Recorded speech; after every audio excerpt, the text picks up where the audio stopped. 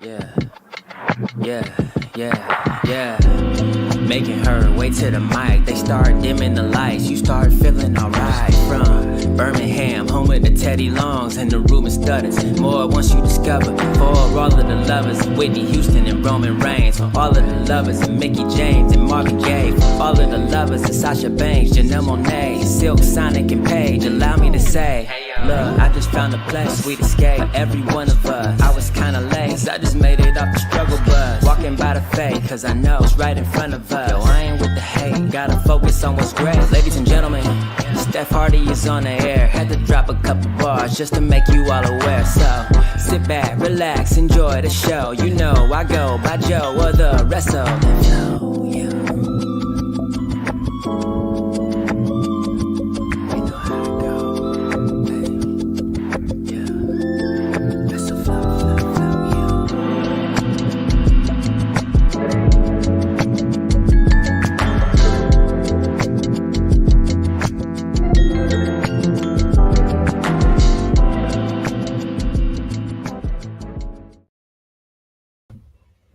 I got the best theme song in wrestling podcast history. You can't tell me any different. Hey, y'all. Welcome to the Hardy Wrestling Podcast with your girl, Stephanie Hardy. If this is your first time listening or watching along on live or whatever, welcome and thank you for joining the vibe. And if this isn't your first time listening or watching, thank you for continuing to support me and this show, this fabulous show that I've created.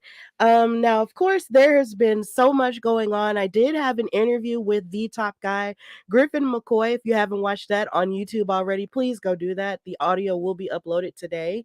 I had an interview with him last weekend, and today in New Jersey, he's actually going to be fighting against the iconic wrestler Kenta at CZW Live. So big shout outs to him. Thank him for coming on the show. And just the idea of being able to talk to him was just really cool. So shout out to him on today and good luck because he really is excited about this match. And I'm excited for him, so it's really good. So congratulations to him. And yeah, so this is an episode proper that I really wanted to do. I wanted to do it yesterday, but I was really overwhelmed and tired because I've started a second job along with my first job. So it's just a lot going on and I'm getting reacclimated to in my own life. But either way, and then it's of course the holiday season, trying to get everything together for Christmas, which is next weekend. Next Sunday is Christmas, guys. Oh my God. But if you guys celebrate Christmas, of course, Merry Christmas, Happy Hanukkah, happy all of the things, like for everything that you acknowledge and celebrate during this season, happy, happy, happy everything. But yeah, that's just what's been going on with me. But in wrestling, though, wrestling this week has just been turning up and turning up unexpectedly. You would think it would slow down just a little bit, but it has not. It has not slowed down at all. So with anything that I'm discussing, whether it be in news or everything that I did this year and all this other stuff, if you want to comment on it, please comment on it if you're watching live, wherever you're watching live, YouTube, Facebook, Twitch, Twitter, all the things, comment, and just share how you felt about stuff. Because Jesus, this has been a crazy year in wrestling, and you would think it would slow down around the holiday season, but it has not. So, of course, like with every proper episode of the Hardy Wrestling Podcast, I'm going to start with news and gossip ish. Of course, got to talk about the goings on in and out of wrestling in the news and all the gossip that we think is going on. So, of course, we have to start with this horrible blow that we were dealt in wrestling. And that's, of course, the release of Miss Mandy Rose. Miss Mandy Rose got released after this past Tuesday's episode of NXT. Now, of course, she had been the NXT Women's Champion for over 400 days. I believe it was 413 days as NXT Women's Champion. She, of course, was also the leader of the faction, the dominant, gold-wearing faction, Toxic Attraction with Gigi Dolan, aka my wife, and JC Jane. They were holding the titles. Now, of course, the other two girls had lost their titles because they're not the tag team champions anymore, but it looks like they might be pursuing those still. But Mandy Rose had held that title for a long time. Like, she helped usher in the NXT 2.0 era with her new look and with everything that she was doing. And she actually helped to bring up, Gigi Dolan and JC Jane, to the main stage along with her, being a former main roster talent and then moving to NXT to rebrand herself, as this girl that she felt like she could be, that she wasn't really allowed to be on the main roster, even though she had all the looks and she was a blonde and all that other stuff. But she got released this week after losing the NXT Women's title to Miss Roxanne Perez. And shout out to Roxanne because she is a prodigy. She was trained at Reality of Wrestling with Booker T, who is a commentator on NXT. So he was proud. And she had just won her opportunity to face Mandy Rose as the number one contender for that title at NXT Deadline, which took place about 2 weeks ago, I think. So a lot of us were really surprised that Roxanne was going forth and challenging Mandy Rose so quickly. And then to, close out the show of NXT's episode, they main evented and Roxanne won and Mandy lost. And then there was a video that was circulating on social media of people saying, "Thank you, Mandy, clap, clap, clap, clap, clap." Y'all know how we do at wrestling shows. And then she left and she sort of gave like a kiss to say thank you. And after that, we just had no clue that this would be the last we would ever see of her on WWE television, because she got released due to the fact that she has a website up called fantime.com, which is not child friendly. So if you have kids listening to this show, do not go on fantime.com, please, because that's not a friendly place for kids, but it is for adults. She had a Fantime page up where she was sharing semi-nude and basically nude pictures of herself and selling them, kind of in the mind of OnlyFans, but just a different form of it. That's what she had up. And it wasn't fully exposed until a lot of people online are saying that fans found it and then leaked the pictures. So there's that. And because it got leaked, WWE found out about it. Mandy apparently is rumored to have refused to have taken it down, and they decided to fire her. And this really made everybody feel some type of way. People were really upset about it. I was upset about it simply because of the fact that I woke up that day. I woke up that day and I saw she got released, and it just surprised me because this is a woman who did not necessarily come through the independents in terms of wrestling. She was a fitness model. And she got her start in wrestling from participating in the last season of Tough Enough, where I believe The Miz was the judge, Saraya, formerly known as Paige, was a judge and everything. She got her start on that show along with Sonya Deville, which is why, they became best friends, because they met on that show. And they will go on to do everything that they've done in wrestling. And then she was at NXT for like a few minutes, and then they called her up to the main roster with Sonya when Saraya slash Paige decided to start a faction and make her comeback, which was the team Absolution. And then ever since that got disbanded, and then Saraya had to, she dealt with her wrestling career, and then she got injured, and then she dealt with all of her stuff, and then she had to retire. Absolution was just sort of made to sort of float on their own. But Mandy and Sonya were always a thing, of course, until they broke up. And then once they broke up during the pandemic era, she started to stand on her own, but then also did some tag team work with Dana Brooke as well. So after that point, she was kind of lost in the shuffle because she never really won the women's tag titles proper. So she went back to NXT and basically revamped her entire look, dyed her hair brunette, which I think is really gorgeous on her, as you can see in this picture. And then after that, she brought up, well, Gigi and JC were already in NXT, but they really didn't have a whole lot of notoriety, up until that point. And then they formed the faction Toxic Attraction. I did not mean to rhyme, but that's just how it happened. But basically after that point, they went on a dominant tear in the women's division. Mandy won the NXT women's title. Gigi and JC won the women's tag titles, and they were just really dominant. They were basically like the feminine version of the Undisputed Era. Like, it was just really cool. It was a very cool visual to see these three women with these titles. And with Mandy sort of carrying, I don't want to say carrying, NXT 2.0 and then NXT now, as the women's champion and all the matches that she had. It's just like with all the work that she's put in, it just disappointed me that they just let her go like that. Like, she improved her in-ring ability. Like, she brought up these talents that a lot of people might not have really known that much about, and had a dominant female faction. And then on top of that, hello, they all have the look. They were cute. They all had it together. And now all of that is just falling apart just because of her website. Now, mind you, them as a business probably don't want that type of stuff out there because they're trying to be a little bit more family friendly. But at the same time, they could have at least given her the option or talked to her or maybe even suspended her or something, but just letting her go, firing her just didn't feel right at all. And then on top of that, this was a company that utilized the fact that she is a va-va-voom, gorgeous kind of woman. Like, they utilized that to their advantage.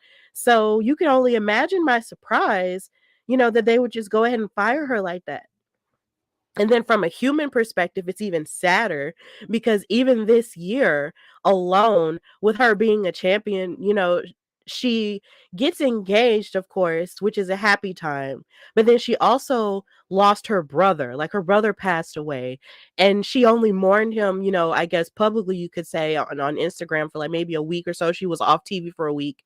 And then she came back almost immediately after that and then still tried to work, through that. And then now she's just gone.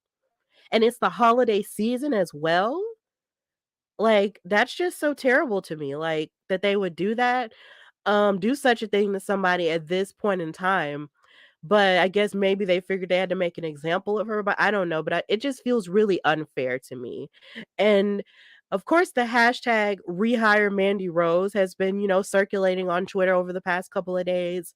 Like, so many other rumors have been circulating that maybe somebody behind the scenes in NXT or at the performance center, used a paywall and then saw it and then revealed it to everyone.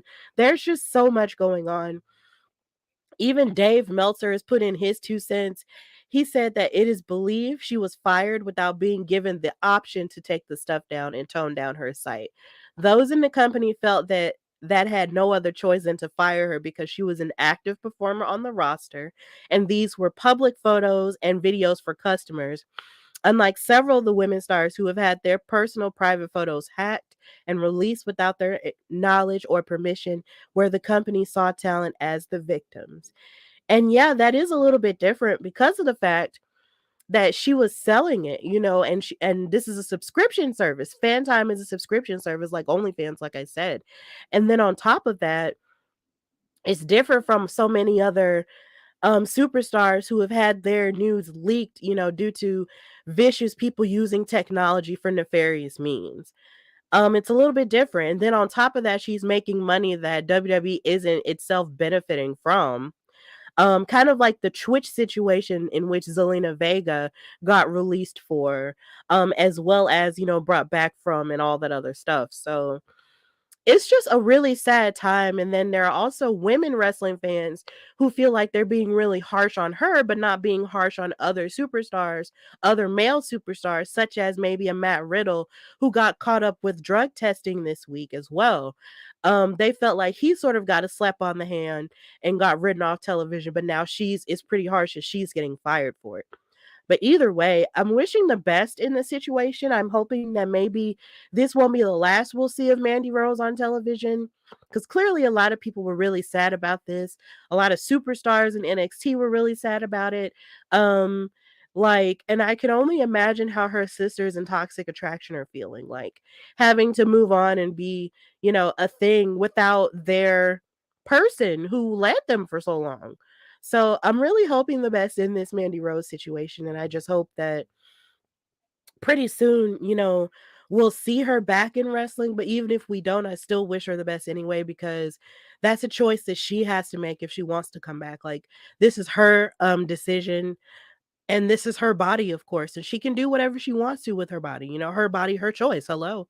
So yeah. I'm just hoping the best for Mandy Rose after this, but I was really devastated to see her fired. So I hope that it works out either way. Next on the docket for the news, we have more on the Mercedes Varnado / Sasha Banks drama. Now, Miss Sasha, as pictured here, has just been the topic of a lot of conversation over the past half of this year, simply because her and Naomi, of course, walked out of WWE after a creative, kerfuffle backstage where they didn't agree how they were being booked as the women's tag team champions after WrestleMania. They were supposed to feud with Bianca Belair for the title or try to fight for the contendership, and they didn't like it, right? So they walked out and left the titles vacant for so long. So everybody thinks they have all the answers involving what's going on with Miss Mercedes, but a report came out from Raj Giri and also from Sean Ross Sapp and a whole bunch of other people saying and possibly confirming that a deal was reached with Sasha / Mercedes and WWE that released her from her contract this summer, and that they learned more about the New Japan deal that is rumored to have been taking place this year between her and them. And it sent social media into a tizzy, but here's more of it. They said it was confirmed to Fightful Wrestling that Mercedes' WWE exit was negotiated months ago, likely when Raj Giri of Wrestling Inc. reported as much, even though a lot of people said that wasn't true and all that other stuff. However, WWE has yet to officially confirm this, and she remains listed on the company's official website. See, that's where the plot thickens. It was also reiterated to us that Sasha / Mercedes was able to take wrestling related bookings on January the 1st, something that Fightful Select reported this past fall. When we asked if this was contractual, quote unquote, we were told that it was and informed that WrestleCade was far from the only wrestling related operation to make attempts to book her, with the big event being another convention that those close to her claimed was interested. We've also heard that some conventions even tossed around the idea of rebranding themselves as entertainment conventions to get around the technicality of being a pro wrestling convention in hopes of booking her before January 1st. Ultimately, that didn't happen. Now, this is kind of weird for me because a lot of people did feel like, well, with in the case of Raj Giri, he was the one who said, okay, well, they reached a deal. She's no longer with the company, blah, blah, blah. But I feel like if they're no longer with the company, number one, now this threw me into a tizzy as well because my heart was broken and I thought that, this had really been confirmed. And then it didn't help that people on Twitter were saying, goodbye and all this other stuff. Like, it was just really heartbreaking for me because Sasha Banks is literally my favorite female wrestler of all time. She's the greatest to me, and there is nobody that can, argue with me about that. And I thought for sure like this was it. But then you also have to take into consideration the fact that they haven't taken her off of the website, number one. And then number two, with her possibly making an appearance with New Japan Pro Wrestling and Wrestle Kingdom, like they're saying that she supposedly is, it's a possibility that she might be, chasing a lifelong dream that she did say that she wanted to do, which was wrestle in Japan, because she has been training in Mexico, because she has released videos of herself on Instagram training in Mexico for a month, learning lucha stuff, which is something that I admire about her so much. It's just the fact that she continues to improve on her craft over and over again and never just rest on her laurels. Like, she just continues to just get better over and over again. So if she is going to possibly challenge, anybody in New Japan Pro Wrestling, I still think that's great. And I think that's a dream that she deserves to, follow. But at the same time, I don't want her to necessarily leave either, because there's just a part of me that was just so used to seeing her in WWE because I primarily watch it as well as, watching other shows as well. It's just that I was just so used to seeing her there that it would just be a little bit awkward for me, but I'm not being toxic in that way at all. It's just that I feel like Sasha needs to do what she needs to do to better herself. And if she feels like she's not being valued, and the same thing goes for Naomi as well, because she's getting lost in the conversation a lot. I feel like if she needs to go somewhere where she's going to be valued, then that's exactly what she needs to do. Um, she is the greatest women's wrestler of all time, in my opinion. She's wrestled classics with people who are on her level and a little bit below. She has made history multiple times for WWE in terms of women's wrestling. Like, even as recent as main eventing WrestleMania with Bianca Belair and being the first two black women to main event a WrestleMania.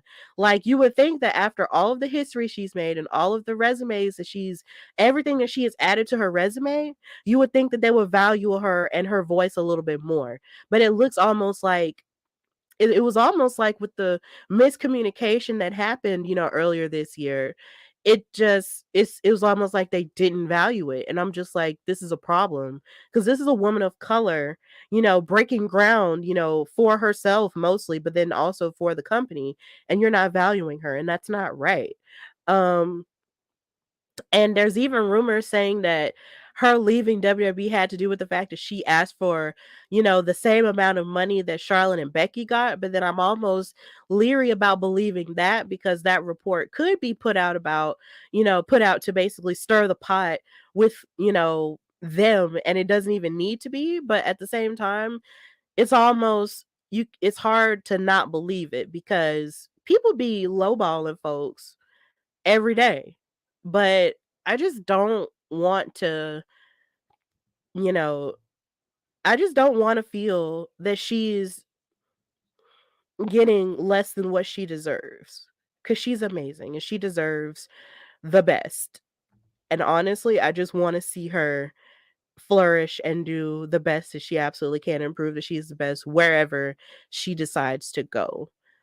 Whether it be as Sasha Banks or whether it be as Mercedes Varnado, I just want her to rule the world, because she's a star. Like, and even outside of wrestling, she just finished filming a movie in Boston, which is where she trained in wrestling, which is where she considers her wrestling hometown. So I mean, Jesus Christ, she's a star. She was on Star Wars. She was in the intro for the national championship game this year. Like, this woman does it all. So give her her things, pay her what she's worth, and add tax to it. Okay, Sasha deserves it all. With This Is a Sasha Banks Love podcast. Yeah. So moving on in the news, and speaking about New Japan, Carl Anderson has of course reached a deal with WWE and New Japan Pro Wrestling, which will actually keep him able to compete with both, because at first it was looking like it was some drama between them and everything, but at the same time they were able to work something out. And that's really good, because at first it was looking like, bro, you can't wrestle on both shows. You need to be, over here and stuff like that. But they worked it out, because of course he is a champion in New Japan. And of course it looks like WWE, with the new regime under Triple H and Nick Khan and Stephanie McMahon, they're working together. So since they're working together in a cohesive way, also opening a forbidden door, they're allowing their wrestlers to participate in stuff like Wrestle Kingdom, which is coming up next month, just like I mentioned previously with the Sasha story. So yeah, it's just really cool stuff all around, and big ups to Carl Anderson for that. And of course, you have Shinsuke, who was in this last picture right here, who will be fighting the Great Muta. I believe January 1st, if I'm not mistaken, at Pro Wrestling Noah. So that's gonna be cool too. So yeah, it's just all kinds of opportunity popping off. Also, something that made me happy this week was the fact that Kylie Ray, who that's what she's known by in the independents, apparently had a tryout with WWE that was really successful, and she wrestled on Main Event, which is like a show that comes on that they film before Monday Night Raw, and she made her debut as Brianna Ray. And if you know Kylie Ray, she's like really smiley and she's really peppy and happy. She kind of puts you in the mind of what Bailey was like at first, before she turned bad guy. And but it's a little bit more, happier than that. She's like a smiling emoji. It's just really cute. Smiley Kylie is now wrestling in WWE, and I'm just really happy for her because she's really talented, and then she's also faced some demons as well, deciding to fighting like with deciding to fight against, her struggle with alcoholism, which is something that which is a very big cross to bear for certain people. So I'm glad that she was able to fight that, and now she's been sober, and now she's been able to follow her dreams up to the WWE, and she made her debut on Main Event, and I believe she fought Dana Brooke. So congratulations to Smiley Kylie slash Brianna Ray. And I hope that we get to see more of her, in WWE or just, everywhere, period. Like, it's just really cool. I'm just happy for her in that aspect. And yeah, there's another picture of her in AEW as well. She was featured in AEW for a short period of time before she took her hiatus to take care of herself, and stuff. So yeah, shout out to Kylie and slash Brianna. Also in the news, and lastly, I'm going to talk about Big E. Big E, who has been out nursing himself back to health in terms of that neck injury that he sustained on that March episode of SmackDown that was in Birmingham. He let out a tweet that was, of course, in support of his New Day brothers who won the NXT tag team titles, which made me so happy at Deadline. They beat Pretty Deadly for the tag titles, even though Booker T and us and maybe a couple other people were kind of mad about it, didn't understand why, because they were on the main roster. And a lot of people really felt like, oh, well, maybe they went down to NXT and fought Pretty Deadly because they knew they couldn't beat the Usos. And that's a little bit unfair because they have beaten the Usos before. And they've had a storied history with the Usos. They've gone back and forth and fought the Usos multiple times.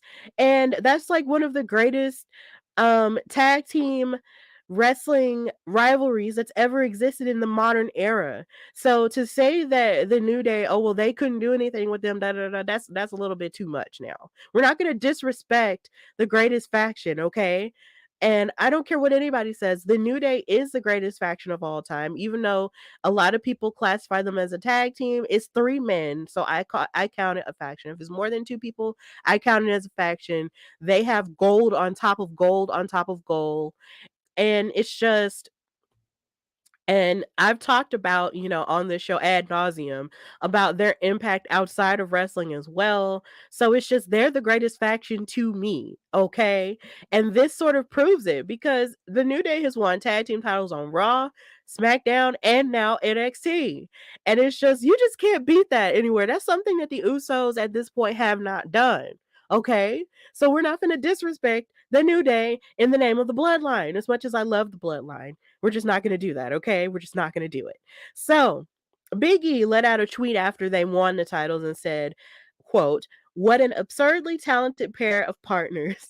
I won the wrestling lottery when I got to team with these two. Massive congrats, my brothers. Love y'all to death."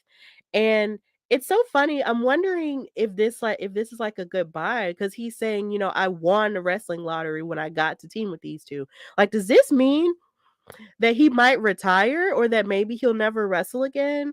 I'm going to need for Big E to actually give us a little bit of more clarity on where his career is because I want him to be a champion again. I just want to see him on my screen because I just miss him. The last time I saw him, outside of, college football stuff with the University of Iowa, because that's where he went, I saw him like on a G4 thing with Xavier and Kofi. And of course, G4 is defunct now because it was just on YouTube and then they did just wrap up this year, which was sad if you watch that. But yeah, that was the last time I saw him and he was in a funny thing and he's been moving around and lifting things and stuff. So he's doing better physically. But as far as him wrestling is concerned, that's still on the out. We don't know. And I just want to see him back, okay? And considering, you know, I saw him get injured. It was just really rough. Me and my boyfriend saw that happen. It was just really rough to see him, in that, straight with a broken neck, and hearing how it really could have been worse if he had not had built up so much muscle, around his neck area where it was destroyed. I just want to see more of him on my screen. I love Big E, okay? And I love the New Day, and I'm glad that they're still, dealing with with more success, in a different way. Because on the main roster, it's like they had basically fought everybody that needed to be fought. They had done everything. So I guess at NXT, it's just gonna put more eyes on that show. Because a lot of casual fans, who watch, or not just casual fans, or just a lot of regular fans of the main roster stuff, like they don't really watch NXT, because it comes on Tuesdays and they really might not know them and stuff like that because they're really new faces. They're full of new faces. But it's still worth the watch because, like I said, they have amazing people on there, like Carmelo Hayes, like the rest of Toxic Attraction, like Roxanne Perez, who just won the NXT Women's title, like Braun Breaker, who is the NXT champion. Like, there's just so many other talents on NXT, so you do have to give them a chance, and big ups to Kofi and Xavier. They just continue to reinvent themselves and manage not to, get stale. Because a lot of people had been accusing them of getting stale this year, even after Biggie got injured and stuff. They were just like, oh my God, what's the point of them? Why are they doing this still? And blah, blah, blah, blah, blah. But they continue to push the envelope and prove that they still have a lot to do here in this wrestling business. So big ups to Kofi and Xavier. I will always love them. And I love Pretty Deadly too, but they have fought everybody in NXT as well. So can you imagine, for those who are listening to me who watch NXT, can you imagine a match between the New Day and the Creed brothers? That would cook, okay? That would seriously cook in the oven for real, for real. That would be awesome. And I just can't wait to see matches like that, happen in NXT. So big ups to them and get well to Big E. And I hope I get to see you on my television real soon. So that's all for news and gossipish. And now we're going to move into a special segment where I'm going to be talking about my year in professional wrestling. Not just, a recap of some of the things that have happened, um, that have happened in wrestling, just on television or just on the indies, but stuff that has happened to me because my boo 2022 was really good to me in wrestling and I didn't expect it to be at all because I had just gone through a lot. But in this special segment, I'm going to talk about my boo 2022. So I got to talk about how this year started. Now, well, before I get to that part, this year for me started very topsy turvy because if you're really close to me, if you know or may not know, my mom fell ill. Um and our lives have just been really different, and I didn't know if I was going to be able to do anything. I remember last year around this time, I had an interview scheduled with Aubrey Edwards, the AEW referee, the female AEW referee, and she was coming down to Alabama for the Belladonna Division show that was taking place called Coronation. And that's the promotion that I primarily do color commentary with. But I just wasn't sure how any of that was going to go after my mom fell ill. So I was just like, bro, like, I don't know what's going to happen. I don't know what I'm going to do, but I just had to take it slow for the sake of my emotional and mental health and not overwhelm myself because that was a really hard time, and in some cases it still is, but thankfully, and thanking God for that, my mom came out of it, and on the other side she's healing and she's getting better and stuff. And the more she got better and the more I worked it out in my own therapy, I just learned that I had to basically be the person that my mom raised me to be, which was a person that had to keep going. Like my mom always told me, like, do not stop your life just for me. Don't do that for me.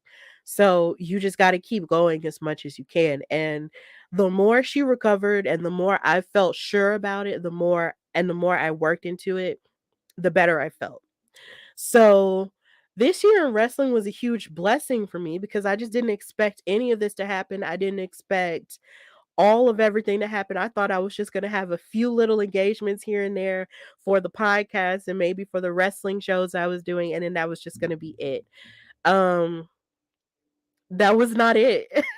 And I'm so happy and I'm blessed and I'm humbled about it. But I got to go into it by going through month by month because that's literally how you do when you do review shows. So this is what I have to do. So I'm just really grateful for those who supported me through that and are still supporting me through that. And of course, those who have been either praying for me or sending up good vibes for me or whatever it is that you do or believe in. Thank you for it. Because yeah, it was kind of rough, but at the same time, I learned how much strength I had within me.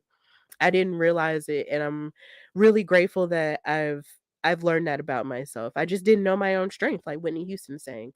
And here it is. So I'm just really grateful for you guys. But now we just got to get into the wrestling part of my life. So this year in wrestling, January started off hot, okay?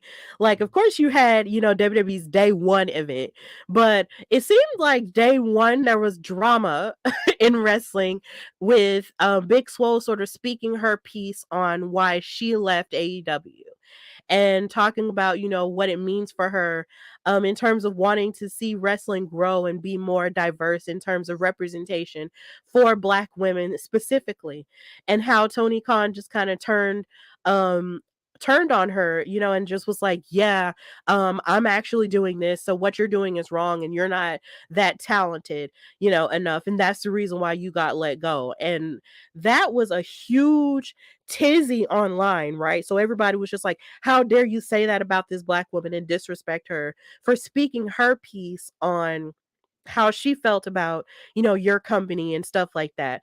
And there were even people who decided to trash me for actually standing with Big Swole because when it comes to wrestling and diversity, like there's there's a lot of stuff that has been done in order to get better, but then there's also places where it seems to be a lot of the same thing, a lot of the same people getting opportunities.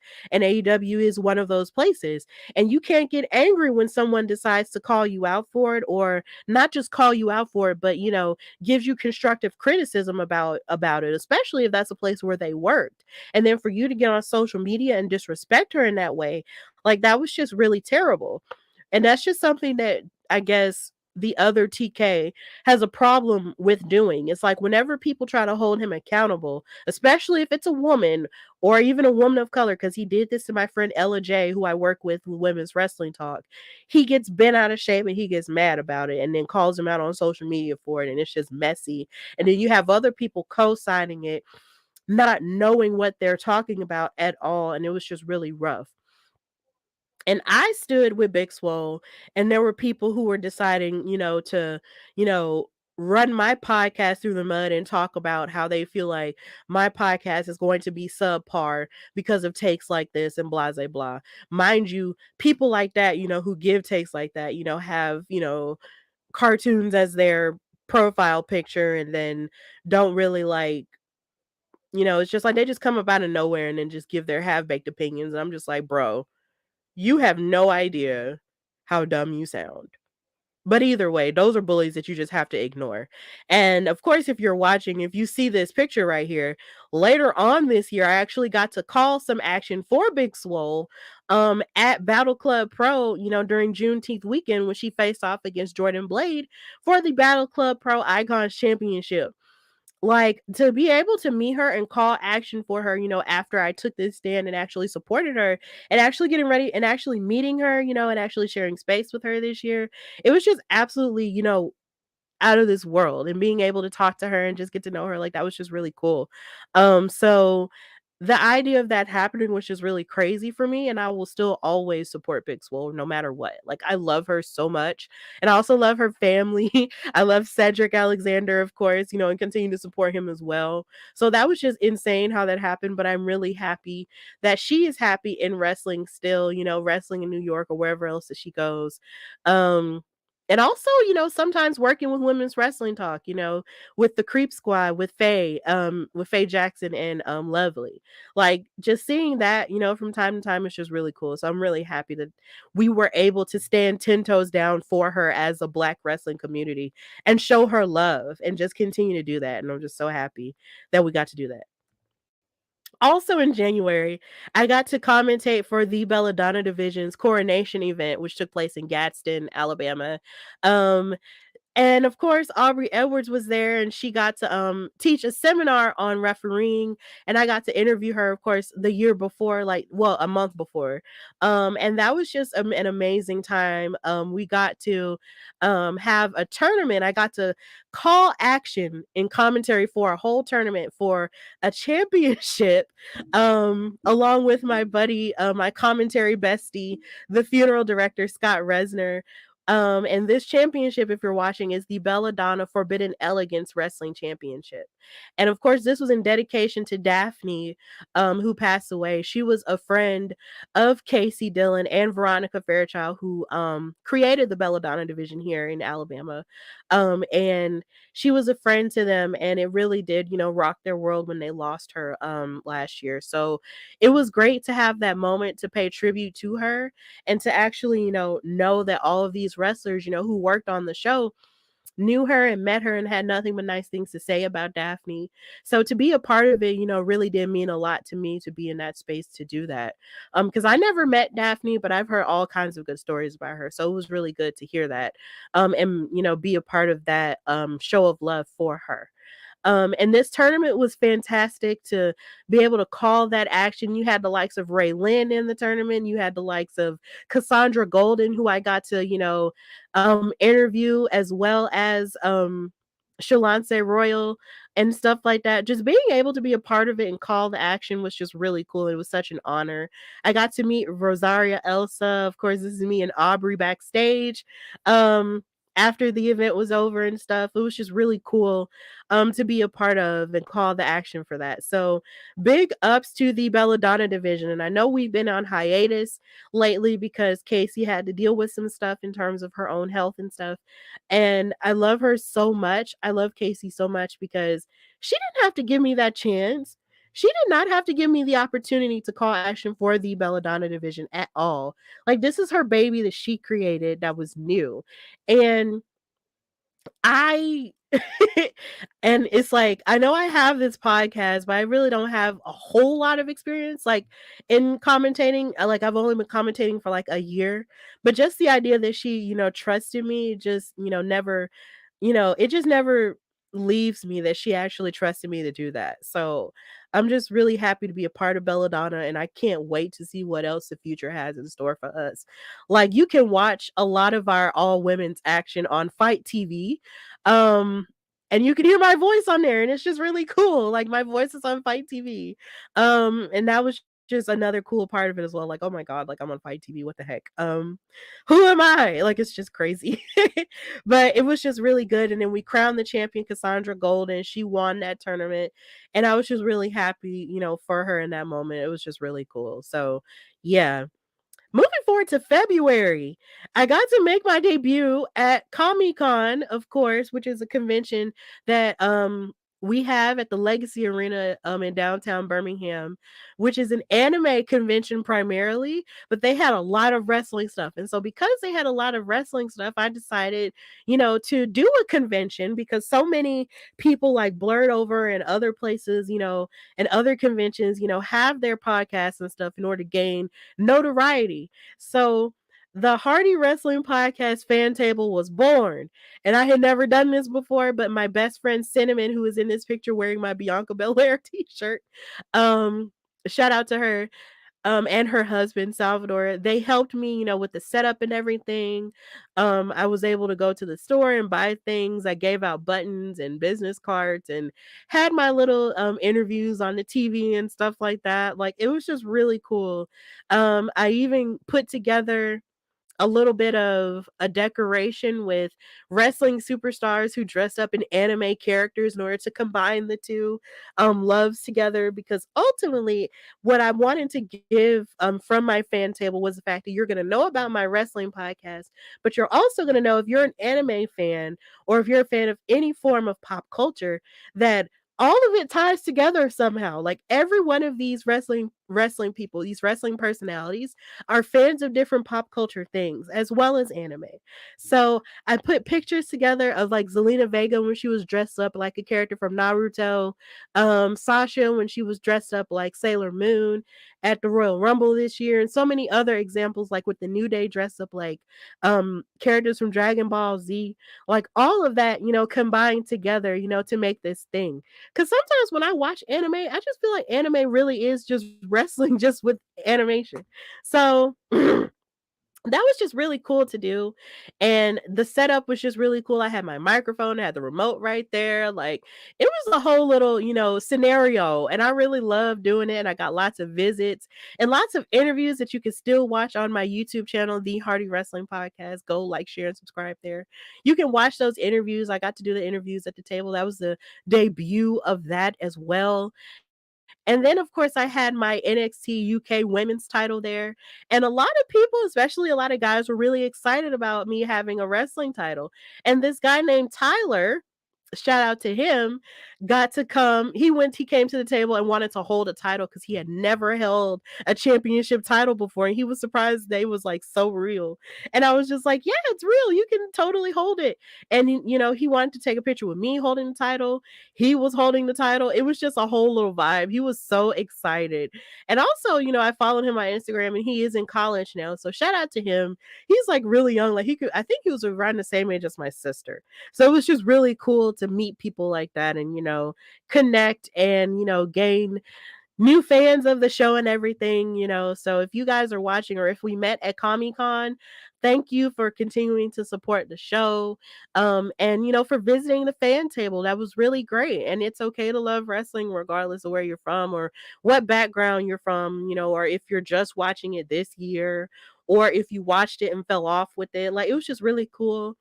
This was also where I met Blurred Sunday, who was in my intro for the Hardy Wrestling Podcast. Like if you see the girl, who's in gray where they dim the lights and stuff, that's Blurred Sunday. She was talking about how she got into wrestling via not social media. It was via Total Bellas and Total Divas, the reality show. So that was just really cool to have those discussions like that. Also in February, I got featured in a collage done by Brian F. Pro, who does different collages like this for people of color in wrestling. Like he did just do a Hispanic 500 list, and I thought that was really nice that he did that. But in February, he made one for Black History Month for Black wrestling media personalities and referees. And he included me at the very bottom, right next to Janelle from the HR from the Jobber Tears podcast and Shay Sawyer from Unpopular Review, and who's also on Women's Wrestling Talk with me. And also, I got to meet her for the Women of Color panel, and I've had her on my show as well.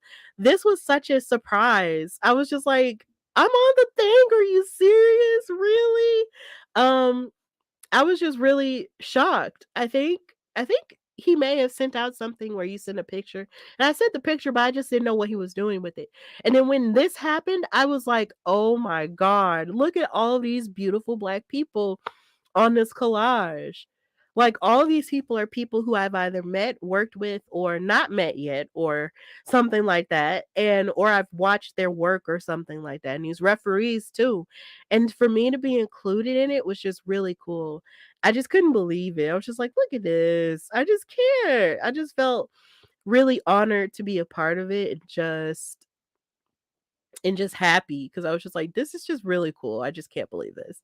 But then also in February, I released my audio only episode called Hands Up, Yams Out, where I was paying tribute to the Proud family making its debut in terms of its reboot. and also paying tribute to Nikita Lyons, who made her debut on NXT 2.0. And everybody was tripping off of her and her thickness and stuff on social media. And that's why I called it Hands Up, Yams Out, because, everybody was talking about, oh my God, her yams, and talking about how beautiful she is. And she saw it and retweeted it. And then she followed me. She followed the podcast on Twitter and Instagram. And then on top of that, her mom saw it and followed me on Twitter and Instagram. I thought that was so nice, and I thought that was just so sweet. Because I was just really just talking about, her wrestling ability, and what she had to start with, with her debut, while also making mention of the fact that she is a beautiful woman, and seeing everybody go crazy over her, especially all the men, all the men that love women just go crazy over her and how beautiful she was and all the yams and stuff. I was just like, oh my God, y'all so funny. It was just really funny to look at. It was really funny. So shout out to Nikita Lyons, and also shout out to her mother for being a supporter of my show and just continuing to like it whenever I post certain things and stuff like that. Like, that's just really cool. And I just appreciate them for that. Also in February, I got featured in Berea College Magazine, which is the college I graduated from with my Bachelor of Arts degree in music. Um, I got put in the magazine in the alumni notes, and so that was really cool to represent the class of 2016 that way. And then a lot of people, some of my friends saw it, and they were just like, "Oh my God, you're in the magazine!" And I was like, "Yeah." And some other people who I went to school with got the magazine before I got it in the mail. But once I got it, I was just like, okay, here we are, and this is great. So, it was really cool to be in there, even though I was kind of insecure about it at first. I was just like, who in Berea is going to put this in here that I have a wrestling career? Because when it comes to Berea, sometimes I think they put a lot of alumni out there that's actually like doing like sometimes like volunteer work, or not even just volunteer work, but just doing stuff that really does, border in their major, or just doing stuff that's like helping the community, or like a lot of different stuff like that. And I'm just like, I have a wrestling career, and I don't know if that's cool enough to put there, but I'll do it. And I did it, and they accepted it, and here it is in this magazine. So shout out to Berea College. Shout out to them actually supporting me and actually saying that I make them proud as an alum. Um, so yeah, and hopefully the more I continue to work in wrestling, the more I can continue to make them proud. So that was cool. Also in February, John Cena followed the podcast on Twitter. Here again, the real life John Cena followed the Hardy Wrestling Podcast at Hardy Wrestle Pod on Twitter. I couldn't believe it. I just couldn't believe it. Here's how it happened for me. I woke up at 5 o'clock that morning and looked on my phone because I had a lot of notifications somehow. And then I looked and it said, John Cena followed you. And I was like, I thought I was dreaming.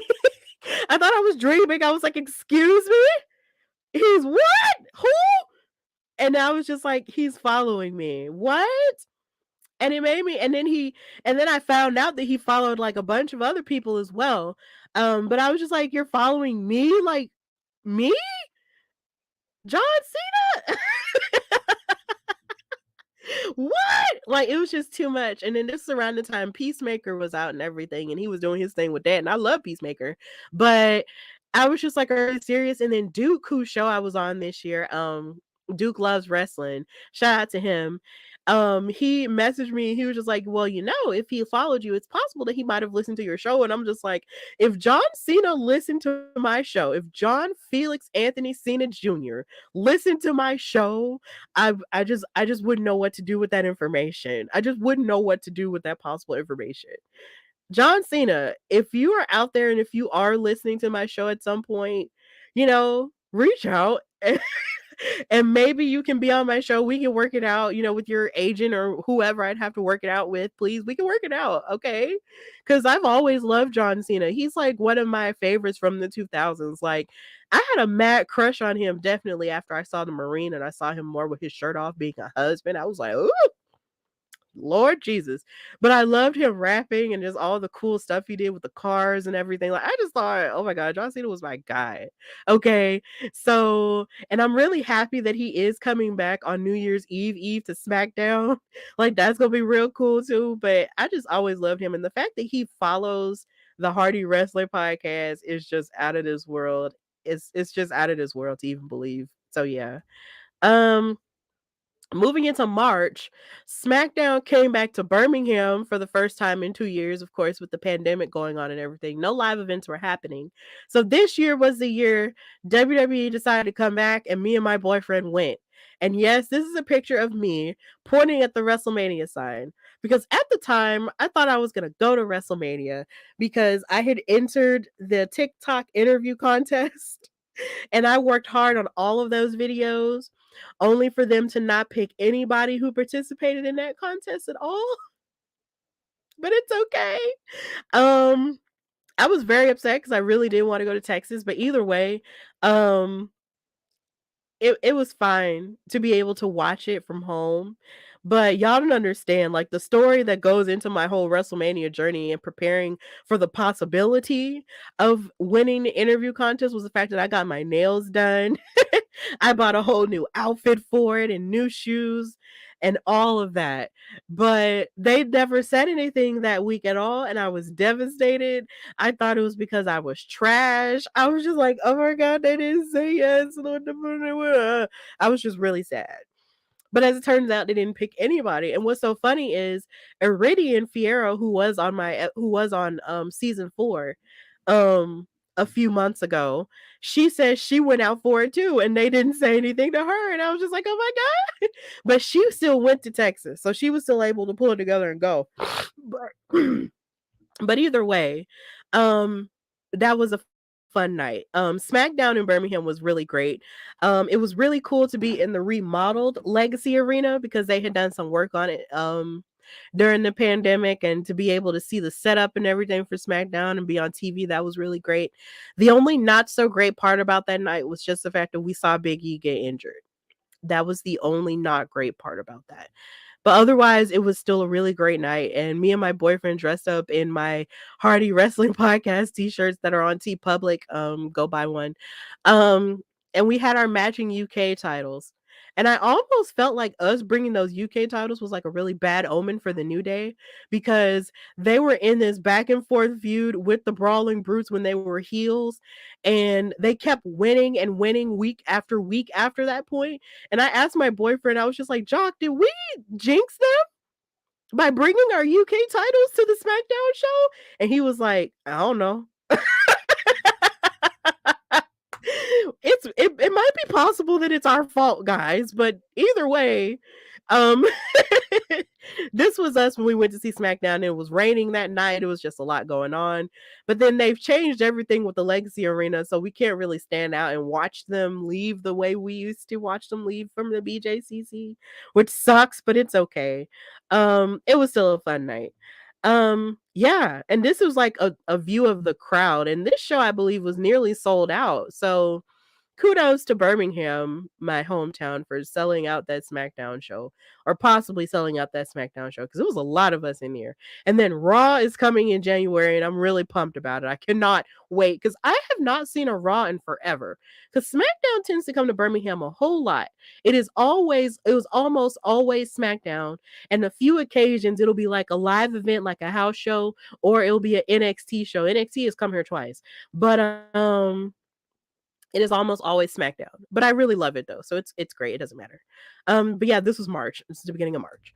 And then I was nominated for an Alabama Music Award for Alabama Podcast of the Year. This was an absolute honor. Oh my God.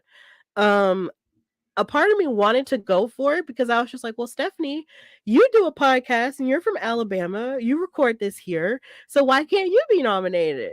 And I was part of it, and a part of me was like, self, why not? And I went out for it and I got it. And I was just like, oh my God, this is great. And later on, you're going to see the pictures of me at the actual event. But me getting nominated was just really exciting. I was just like, my podcast is nominated for an award. What the heck? It was just really great, and I just loved getting this news. It was awesome. It was really awesome. Um, it was just a really big honor, um, to be able to be nominated for an award. It was cool. Then I was also announced as one of the podcasts on Podcast Row for Black Wrestle Fest that got announced in March as well. Shout out to Pretty Heels and Danny for that. Danny and Ebony, they put together an amazing event that I will get into a little bit later. But being confirmed for that to go to New York was so huge for me. I was just so happy.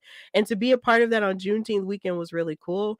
But when I got the news, like when I was able to confirm it and do everything and pay all the fees and stuff, I was just so excited because when I found out about Black WrestleFest, I wasn't sure if I was gonna be able to do it because I was just like, that looks so amazing and it looks so necessary, but it's all the way in New York. And I had never been to New York before. And I was just like, man, I don't know how I'm gonna make it there. I just don't know. And then me and my boyfriend talked about it, and I was just like, I just don't know. But then when I actually put forth everything, it came to be and they announced it, and I was just so excited. And I was like, oh my God, this is really happening. This is really cool. I cannot wait. Then I also got followed by Chris Muller, who is a writer for Bleacher Report. That was really cool. That was a huge honor. I got me for the not the Hardy Wrestling Podcast got followed, but I myself got followed at Queen Steph Hardy got followed. I couldn't believe that. I was just like, oh my God, this is really great. I can't believe that.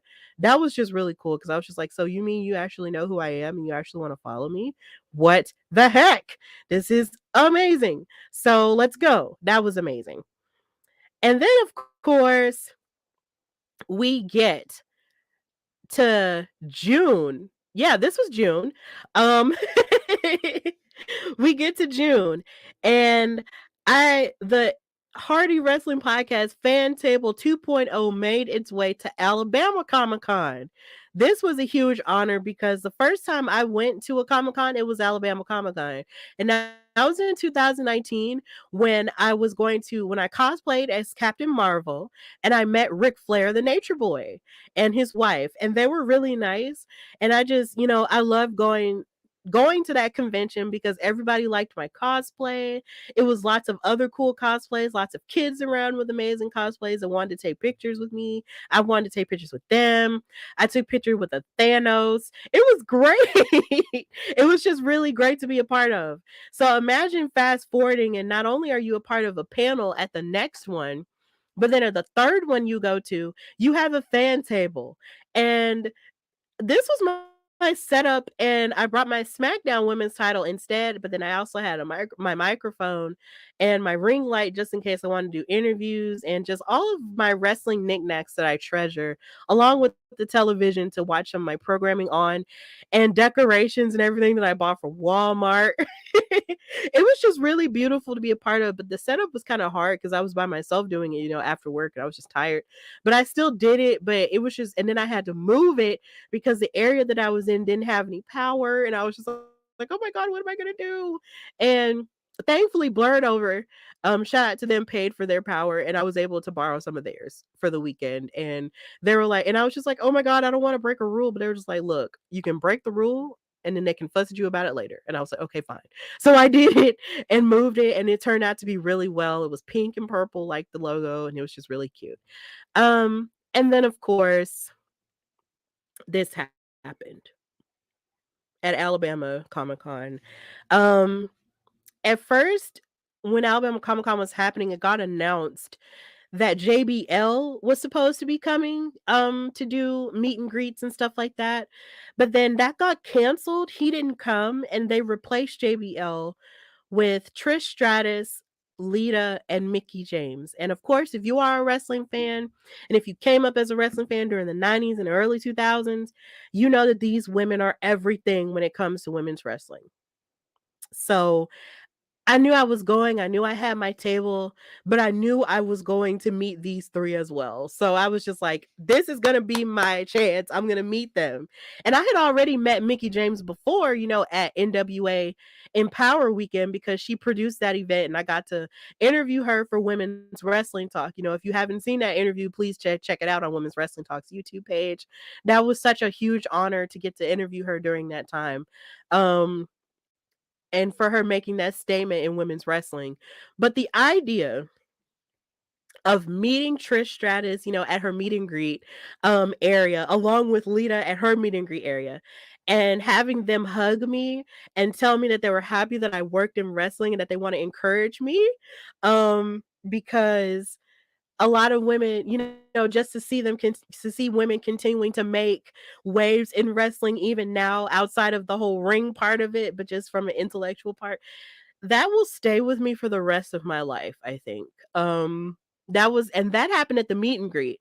And I got to say hi to Mickie because her table was right next to Lita's while I was in line to meet Lita. And then she remembered me and I was just like, hi. And she was like, what are you doing here? And I was just like, I'm from here. I'm from Alabama. And then she was just like, yeah, I've been here a couple times before. She was saying that she got injured and that she got fixed up with her knee at St. Vincent's Hospital. And I was like, "Oh, okay, that's great. I know where that is because that's where I was born." If you're from Birmingham, y'all know where St. Vincent's Hospital is. That's where babies come from, like the commercial says. I was born there. Me and my sister both were born there. So, and we know that when wrestlers get injured, they send them to Birmingham because we have a clinic that was ran by Dr. James Andrews, but it's now Andrews Sports Medicine because he's retired now. But they have the best physical therapists and the best surgeons, around. And usually when wrestlers would get injured around the 90s and the 2000s, they would send them down here to get fixed. So they would put up pictures and stuff and autograph pictures and stuff. Like when Triple H tore famously or infamously tore his quad, they sent him down here. So it was just like, we fix wrestlers here. So the fact that we fixed Mickie made me feel really good. And then after meeting, Trish and Lita, they had a panel for women in wrestling. And of course, everybody was asking them questions and stuff. My boyfriend was there that Saturday, I believe. It happened on that Saturday. And I went upstairs and I left him with the table and I said, look, I'm going upstairs to the panel because I want to participate and ask some questions. And fast forward, I get up there, I stand up, I get ready to ask my question. And Trish Stratus remembered who I was because I still had on my podcast shirt, for branding and stuff. And she was like, and you have a wrestling podcast. And I was like, oh God, she remembers. And then the guy who was moderating it, MJ, he was like, you have a wrestling podcast? You know how to interview? And I was like, yeah. And he was like, well, okay, go up there on the stage and actually ask them your question.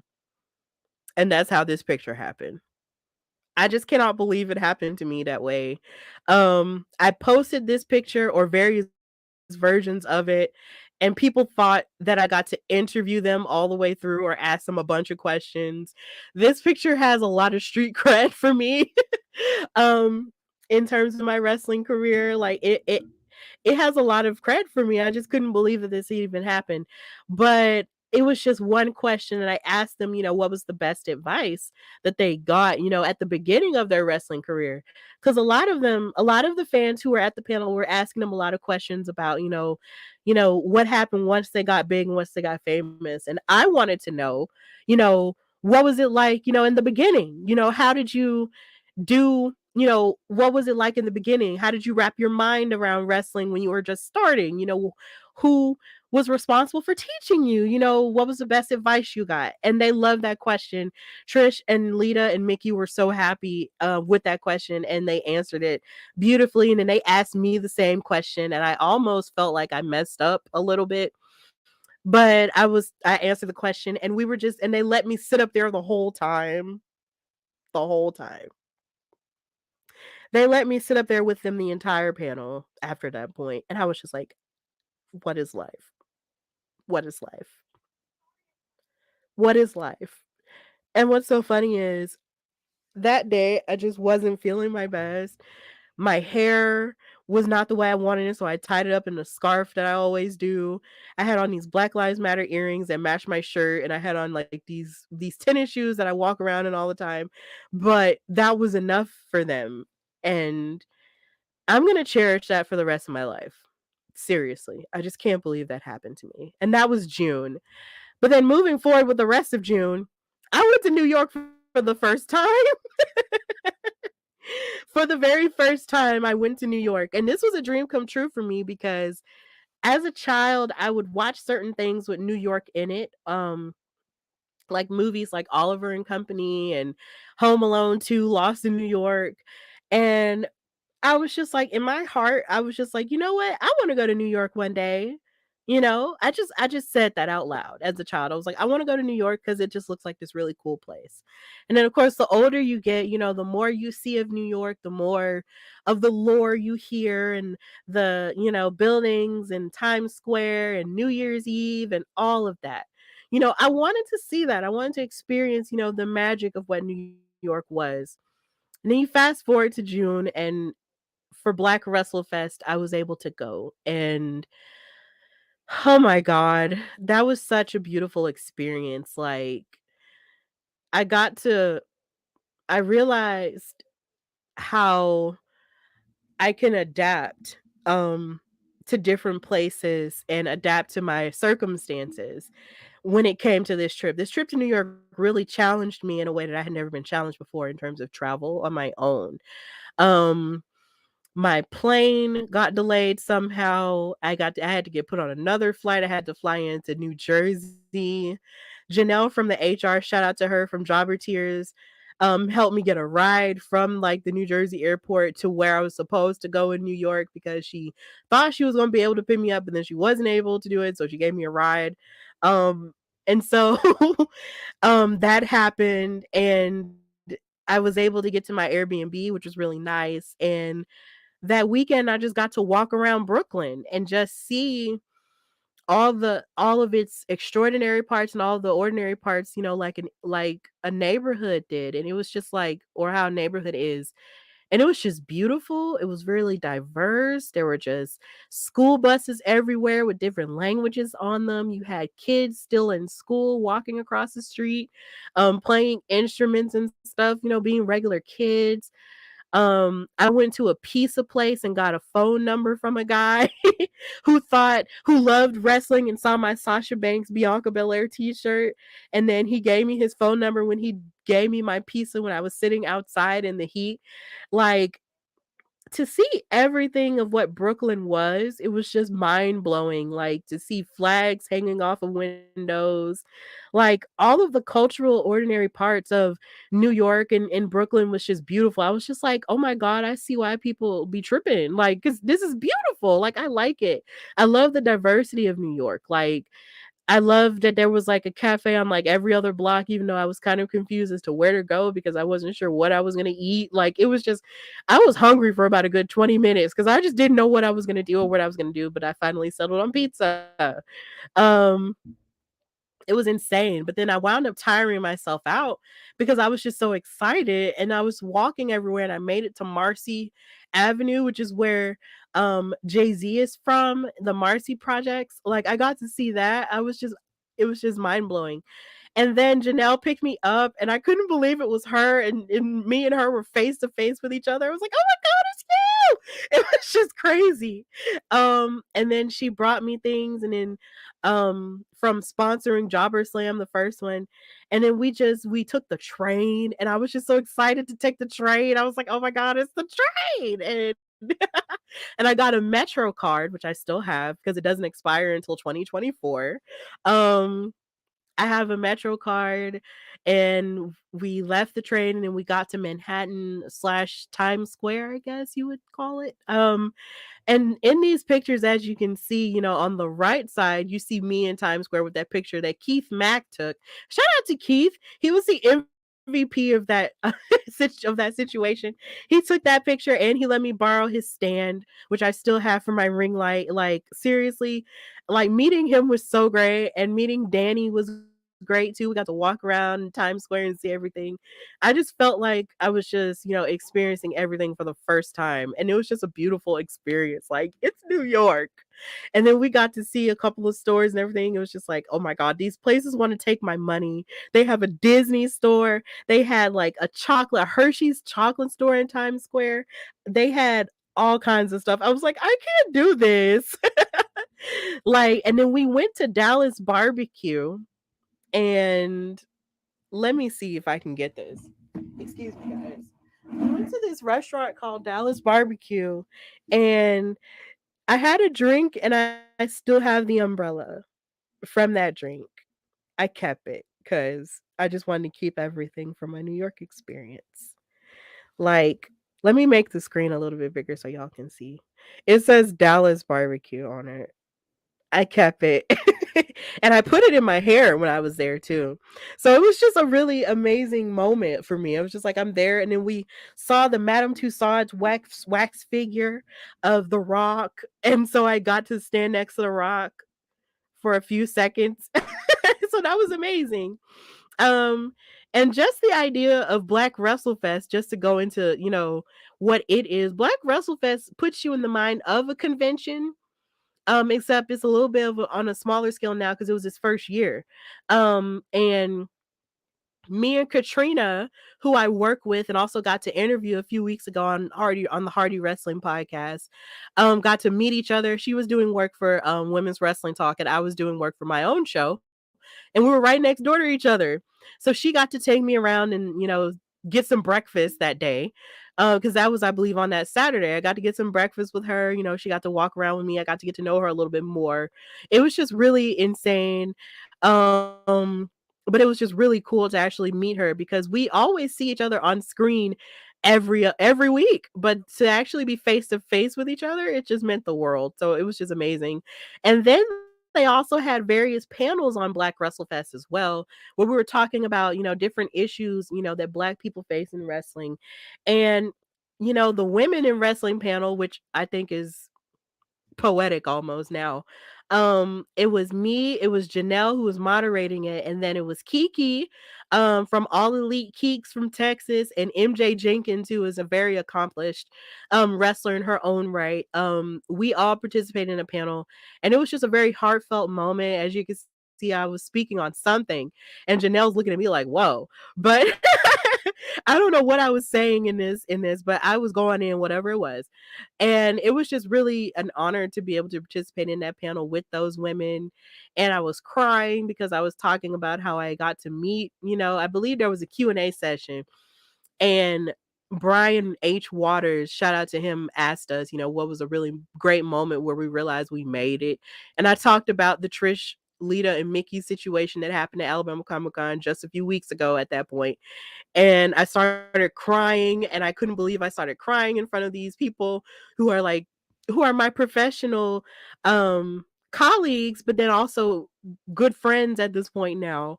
And I had just met them, and I was crying, and I was like, oh my God. I was just really emotional. But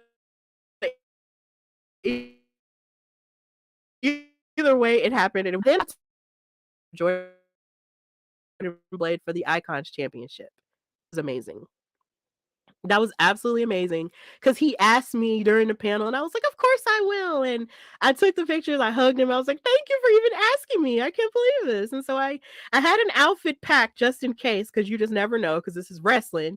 I had an outfit packed. I had the outfit right there. That's my WrestleMania outfit that I bought. So hey, whatever. It wound up getting used. So, and this is me and Kiki hugging after the fact. It was just a beautiful moment. I got to do my very first entrance at a wrestling event, because at Belladonna we really don't do entrances for commentary. We just come out there and just sit down and just do the show and call it. And that's not a problem, but I had just never had an entrance before. I never thought I would. But when Joakim, sorry, said that I was gonna do an entrance, I was like, are you serious? Really? Me? An entrance? What? And then thankfully Kiki recorded it. I think it was either Kiki or Hearts from Talk of Champions who recorded it, but either way, they shared it on Twitter, and I was just like, "Oh my god, this is great." I just couldn't believe it. It was just an amazing moment, and just to be surrounded by all these people who treated me like I was family, like they had known me their entire lives. It was just such a beautiful moment. And this is all of us in a picture together outside of the school in front of the Black WrestleFest sign. It was just a beautiful weekend. It was so amazing. It felt like a family reunion. It was just really great. And I thought, that was going to be it in terms of my New York experience because it was a really great experience. Like I didn't think anything could top that, right? I didn't think, I thought it would be a while before I came out to New York. God was like, "Ha! You think that's funny? You funny." So in July, I reached 100 episodes. The Hardy Wrestling Podcast reached 100 episodes. And I was so proud because I really just started this podcast out of a need to just address the things that I wanted to talk about because I had done it in another place for so long, but then left. And so I just didn't have any other way to do it. And I was just like, you know what, let me just do this. And the idea that I had reached 100 episodes was just a blessing for me. So I just celebrated that, with the episode I put out. And what else did I do to celebrate? I think I ate some ice cream to celebrate. But either way, that was a big moment for me. And I was just so proud after that point. Imagine leaving New York and having an experience like that and then having 100 episodes after that point. That was just cool. Then later in July, I attended the Alabama Music Awards in this green dress, and these shoes, which were very fitting, but then not really form fitting at the same time. I had my legs out and I had my boobs out. I said, since this is going to be my first award show, let me just come dressed. And I came with my Goofy movie clutch that my boyfriend bought and some jewelry that I got from Target and everything. I got my hair done. Like everything was just a vibe. Okay.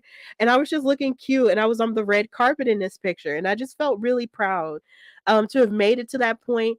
And people were interviewing they were doing interviews on the red carpet, and I felt like the more interviews I did on the red carpet, um, the more people were shocked that I was doing a wrestling podcast and I was there because it seems like the Alabama Music Awards is a very um sort of hip hop music, sort of gospel music, type of vibe. But then they also have podcast awards too. And mine was really different in comparison to all the other shows that talk about various subjects like hip hop music and like the black community and other things like that. So mine was definitely very different, and even though I didn't win, I was still proud to represent it. But after a certain point, after they made the announcement as to who won, shout out to Unrestricted, because I actually did get to interview with them at their table. I was hungry. I was just really hungry, and I called my boyfriend. I was like, "Please come and pick me up because I'm starving and I didn't win." So, okay, I'm ready to eat. And so I ate afterward, and I got lots of compliments on my dress and everything. But I felt really insecure about this dress because, guys, being a little bit thick is a little bit of a struggle because you just try to find things that fit and cover certain places and all that other stuff. But either way, I still felt like I looked cute and a little bit sexy. Because sometimes you have to turn it up, okay? Sometimes you really have to turn it up a little bit and let these people know what you're working with. And that's what I did to the best of my ability. Um, but, hopefully I'll go back and maybe I'll get nominated again. I don't know. We'll see. But I was just happy to be there and to represent, a different kind of wrestling podcast and also, interview with people who may have watched wrestling before and maybe kind of just fell off with it or stuff like that and actually get back into it and stuff like that was really cool. I liked having that type of exposure and seeing other artists who really look like, they're stars and everything, like hip hop artists, and rappers and stuff like that was amazing. Like seeing people who really look like superstars, that was cool. So shout out to the Alabama Music Awards and shout out to the state of Alabama, period, because we have talent, okay? We have talent on top of talent. The only difference is we don't have like that one core city that has all of the resources like say a Los Angeles would or New York would or Atlanta would. But dang it, we got some talent, okay? So don't sleep on us is the point. Moving on, I reached 10 years with my boyfriend. Najaquin McCoy, who is a part of the reason why a lot of the success of the podcast happens. When I was talking about me going to New York, and all of the things that I wanted to do this year in terms of traveling, he was a big part of that. He helped, with that. And even with my new t-shirt that's available with For Your Wear clothing with the Alabama wrestling icons, the way that it's designed in terms of like a video game, an old school video game menu in terms of select your fighter, that was his idea. He won't want me to say it, but that was his idea. This was an idea that we both came up with because I said, I want a t-shirt that celebrates wrestling icons that are from Alabama. And he was just like, well, why don't you design it this way? Because, this is, like a select your fighter type of thing. And this would, might cater to video game lovers who also love wrestling too and from Alabama and stuff. And I was just like, okay, that's a cool idea. And we came up with this idea on a date, okay? So literally on our dates, we talk about everything, but that's kind of what happens when you're in a relationship for like close to for 10 years. Um this happened at the end of July. So our anniversary is July the 29th, 2012. So us reaching 10 years in this relationship was a really big accomplishment for us because of the fact that we really love each other, and I feel like he understands me when I feel like a lot of people try or either try to misunderstand me or just I feel like nobody else is listening. He always listens to me. And even before the podcast and everything, wrestling is what brought us together in the first place. Him making a status about Randy Orton is what brought us together in the first place, because I knew him, but I just didn't think about ever dating him up until that point, and still didn't necessarily think about dating him until we got to know each other a little bit more, and I was just like, oh, okay, I like him, and that was it. And he liked me too. So reaching 10 years with this man who has just been able to go on this ride and support me throughout all of the ups and downs of my, life, and me trying to pursue music and it not working out, to me starting this podcast and it jumping off and popping off the way that it has just been a really grounding force for me, because sometimes I really think I dream really big and I kind of just want to take off immediately. But he teaches me to kind of like slow down a bit and just realize, this has to be a step by step process. You can't just take off and start running, when you don't know how to walk yet. And that's something that my mom and TK Trinidad also tell me as well. But my boyfriend really is a grounding force because he's a very chill man, and he allows for me to chill and just helps me to kind of just relax and just enjoy things for what they are. And he just helps me and just supports me in such a beautiful way because he really believes in me and sees more for me.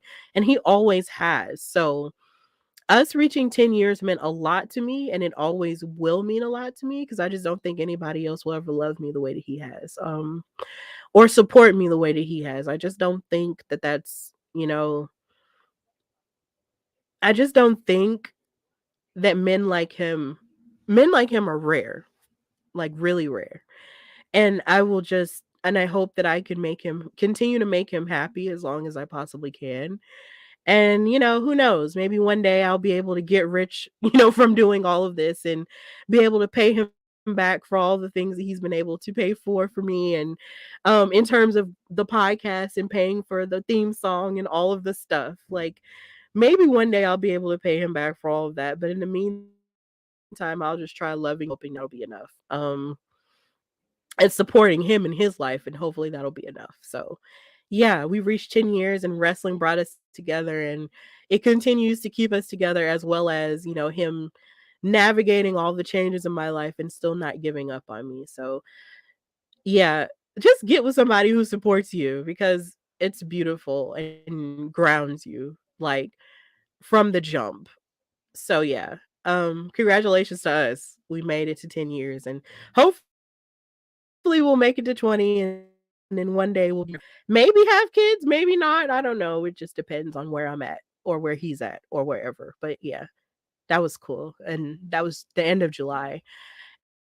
And then into August, I thought this was my second trip to New York. this is me and Faye Jackson, who is an icon in independent wrestling for Black women. We got to commentate Black Girl Magic 2, which was an insane event to be a part of. Black Girl Magic 2 was in association with Women's Wrestling Talk. Katrina got to do ring announcing for the event, and it was her very first time. To be able to call the action and call a card that was just full of Black women just meant the world to me. Like, that type of representation just needs to happen more often, and it needs to be on a more public platform. Even though it's on Title Match Network and you can watch it there, I just feel like this needs to be on TV, or like just on another platform, like on Fight TV or something. Like, it just needs to be on television because the world needs to see Black women wrestling on a show like this. And this was so amazing to be a part of. And then I feel like to be able to call action for the likes of Maserati, Lazarus, and as like Big Body Strella, and Thick and Juicy 2.0 with Willow Nightingale and Brooke Valentine. And then, of course, the main event, which was Karen Bam Bam, the conductor, versus the Pan African World Champion Trisha Dora. That was insane. Like, to be able to call that action with Faye, like, just meant the world to me. Faye was such a fun partner. And up until that point, she's the first woman I've ever commentated with. I had only ever commentated with men up until that point. So Faye was a really great partner to have in terms of my first female partner to commentate with. She was so great and she offered a lot of great knowledge. And then they tried to get, and then the tag team, one of the tag teams tried to get like scuffle with her or whatever, and I had to hold down commentary, and then I still had to hold down commentary after she went up and challenged Karen Bam Bam and came out of retirement in order to face her at Black Girl Magic 3.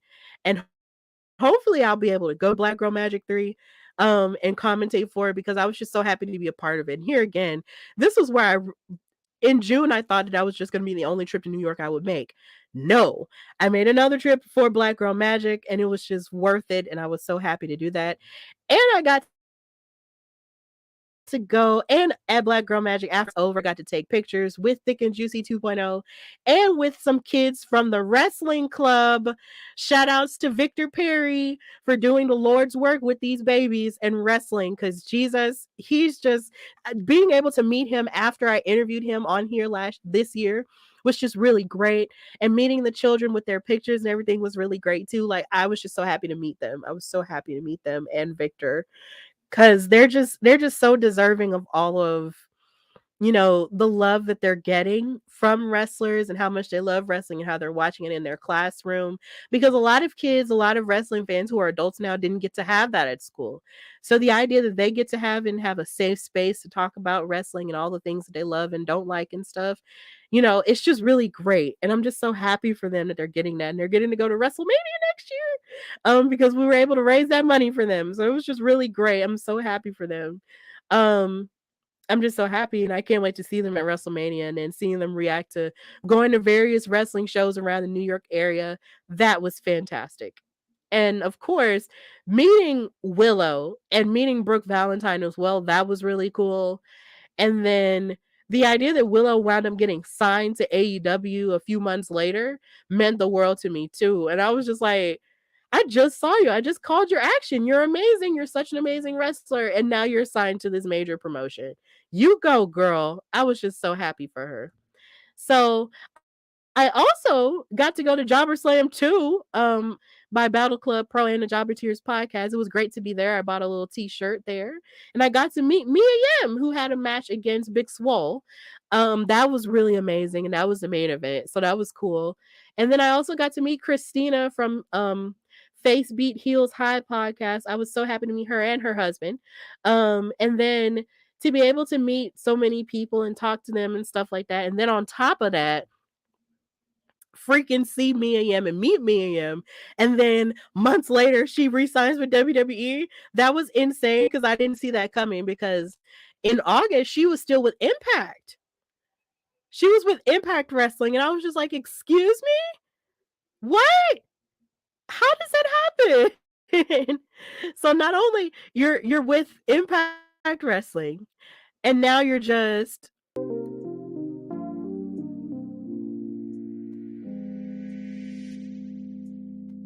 you're with Impact Wrestling and now you're insane.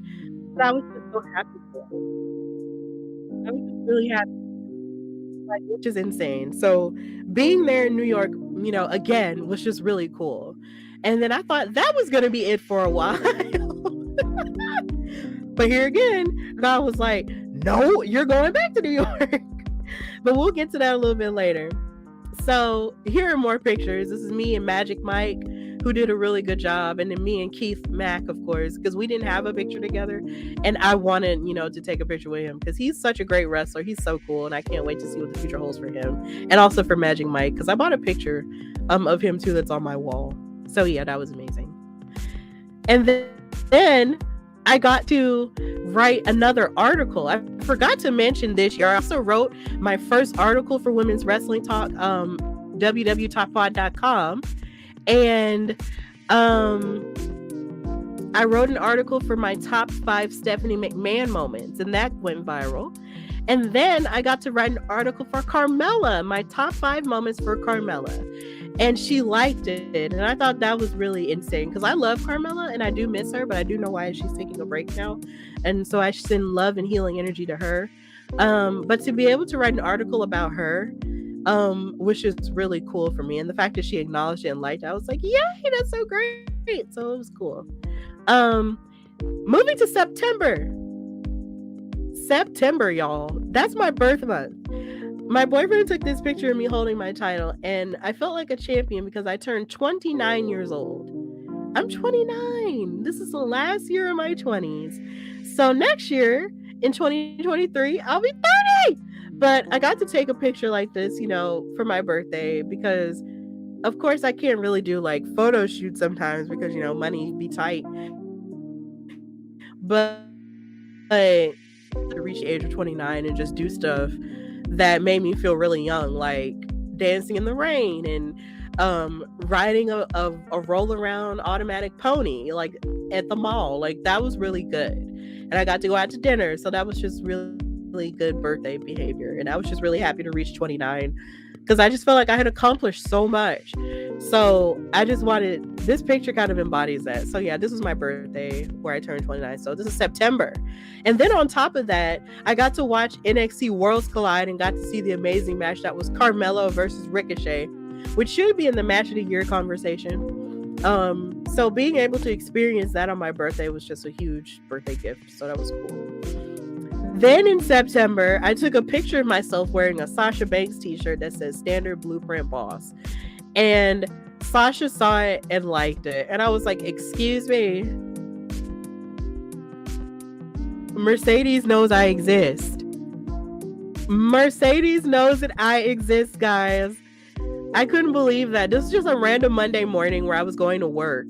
And I wear a lot of wrestling shirts to work. And the idea that she saw it, I was just like, oh my God, Mercedes knows I exist. What the heck? She liked it. That was amazing. So yeah.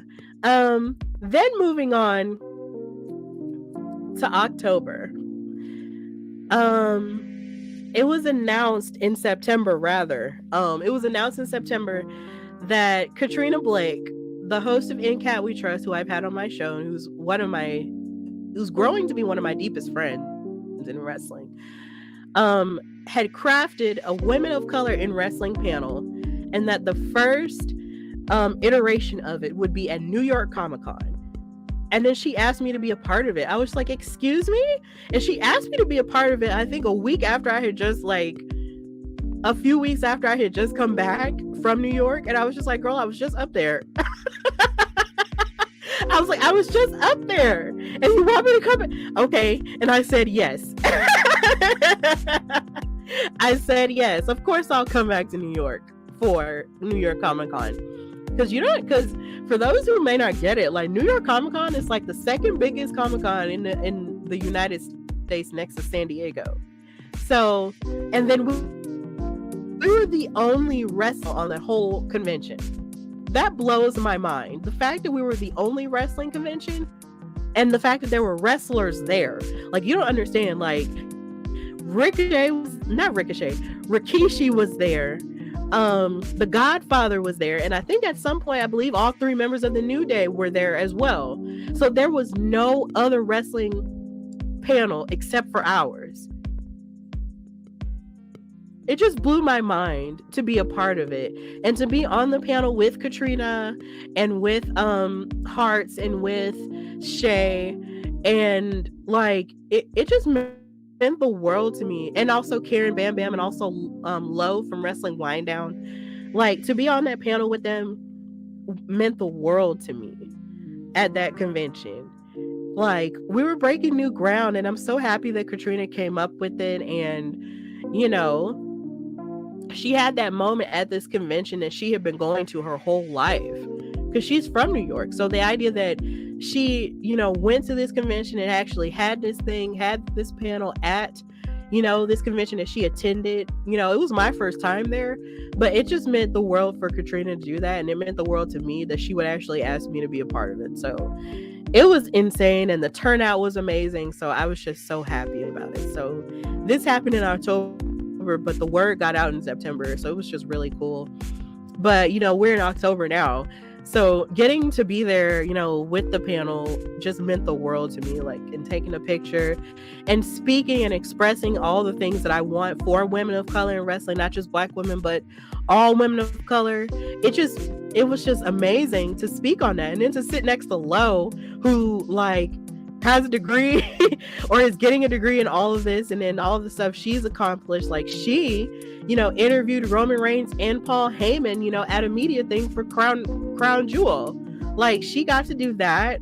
And then Hearts, got to create and book Fat Girl Magic. That's her baby. That's her event. And then she got to book Karen Bam Bam for the main event. Like, Karen Bam Bam is a champion in various promotions. Like, being a part of it with all of these women who are so accomplished, especially Shay, who is just, getting her foot in the door with doing Unpopular Review and doing stuff with Women's Wrestling Talk. Like, she's learning more stuff each and every week. Like, being on there with her and just doing stuff, with these women just meant the world to me. This was also where, when I went to New York, my second trip to New York, this is my third trip. I'm sorry. My third trip to New York, this is also where somebody randomly paid for my food. I was just like, okay, thank you. So that was cool. So yeah, and I got to stay in Hell's Kitchen that time. But it was just really cool. Oh my God, it was just great. Yeah. And then that weekend was also Extreme Rules weekend. So I got to go to Jobber Tears' viewing parties, because they're famous for their viewing parties that they have at Legends Bar.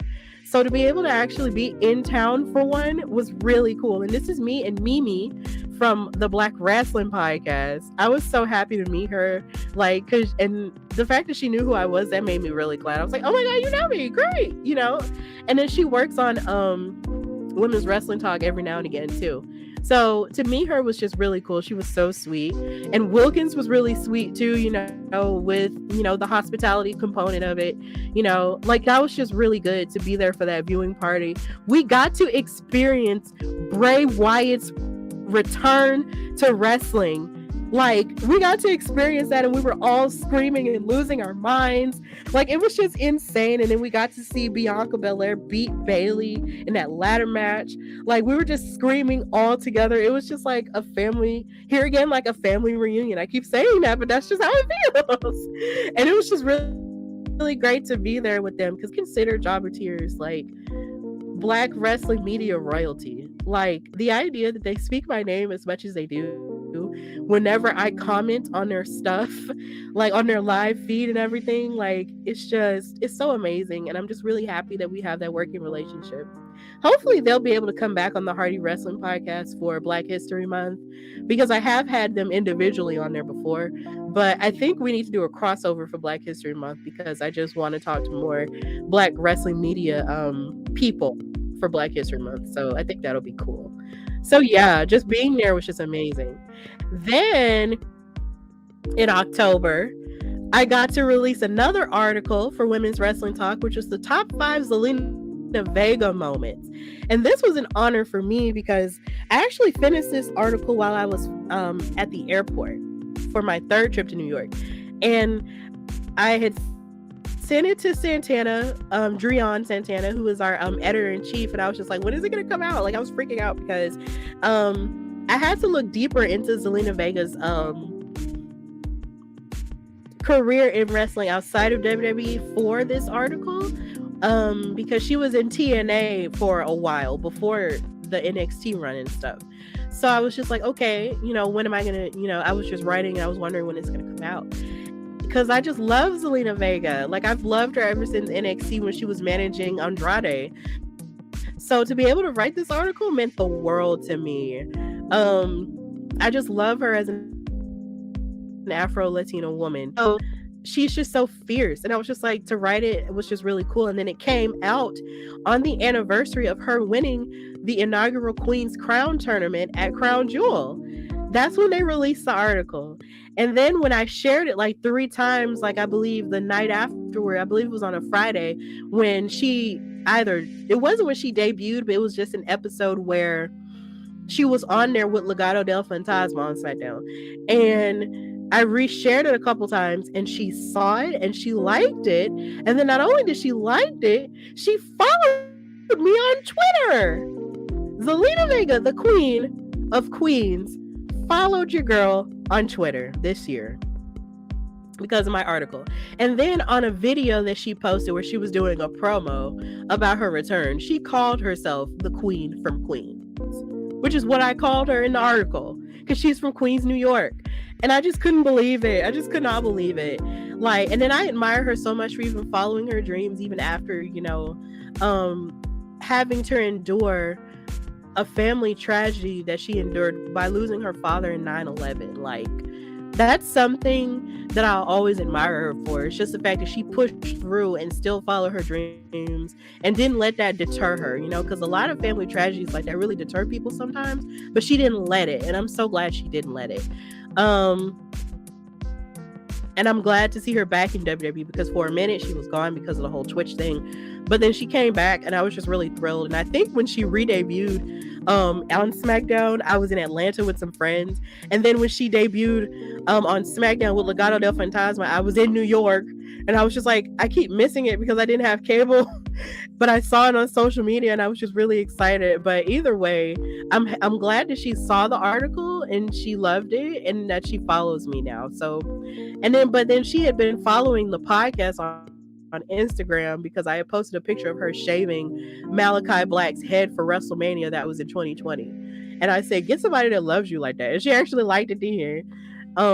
So she's somebody I'll always support and love. So the idea that she loved the article and she's following me just makes me so happy inside. And hopefully one day we'll be able to meet each other.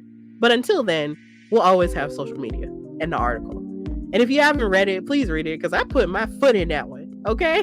I mean, I put my foot in the other two, but definitely in this one because I love Zelina.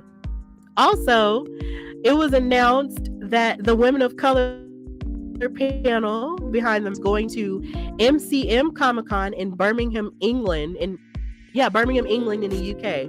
But it was going to have to be digital because we couldn't make that travel, because traveling to the UK over the ocean is expensive, guys. It's expensive.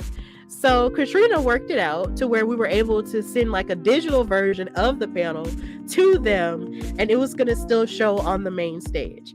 Sadly, we don't have any pictures of people, coming to see the panel, but they did tell Katrina that it was a lot of people who did come to see it. And that makes me glad that our voices were heard in the UK. That was amazing. And of course, the plus Karen Bam Bam, it was Hearts, Shantice, and Shay and Kiki this time, from All Elite Geeks and me. So it was just really great to be a part of it, and just knowing the idea that your voice is heard in freaking UK, it's just out of this world crazy.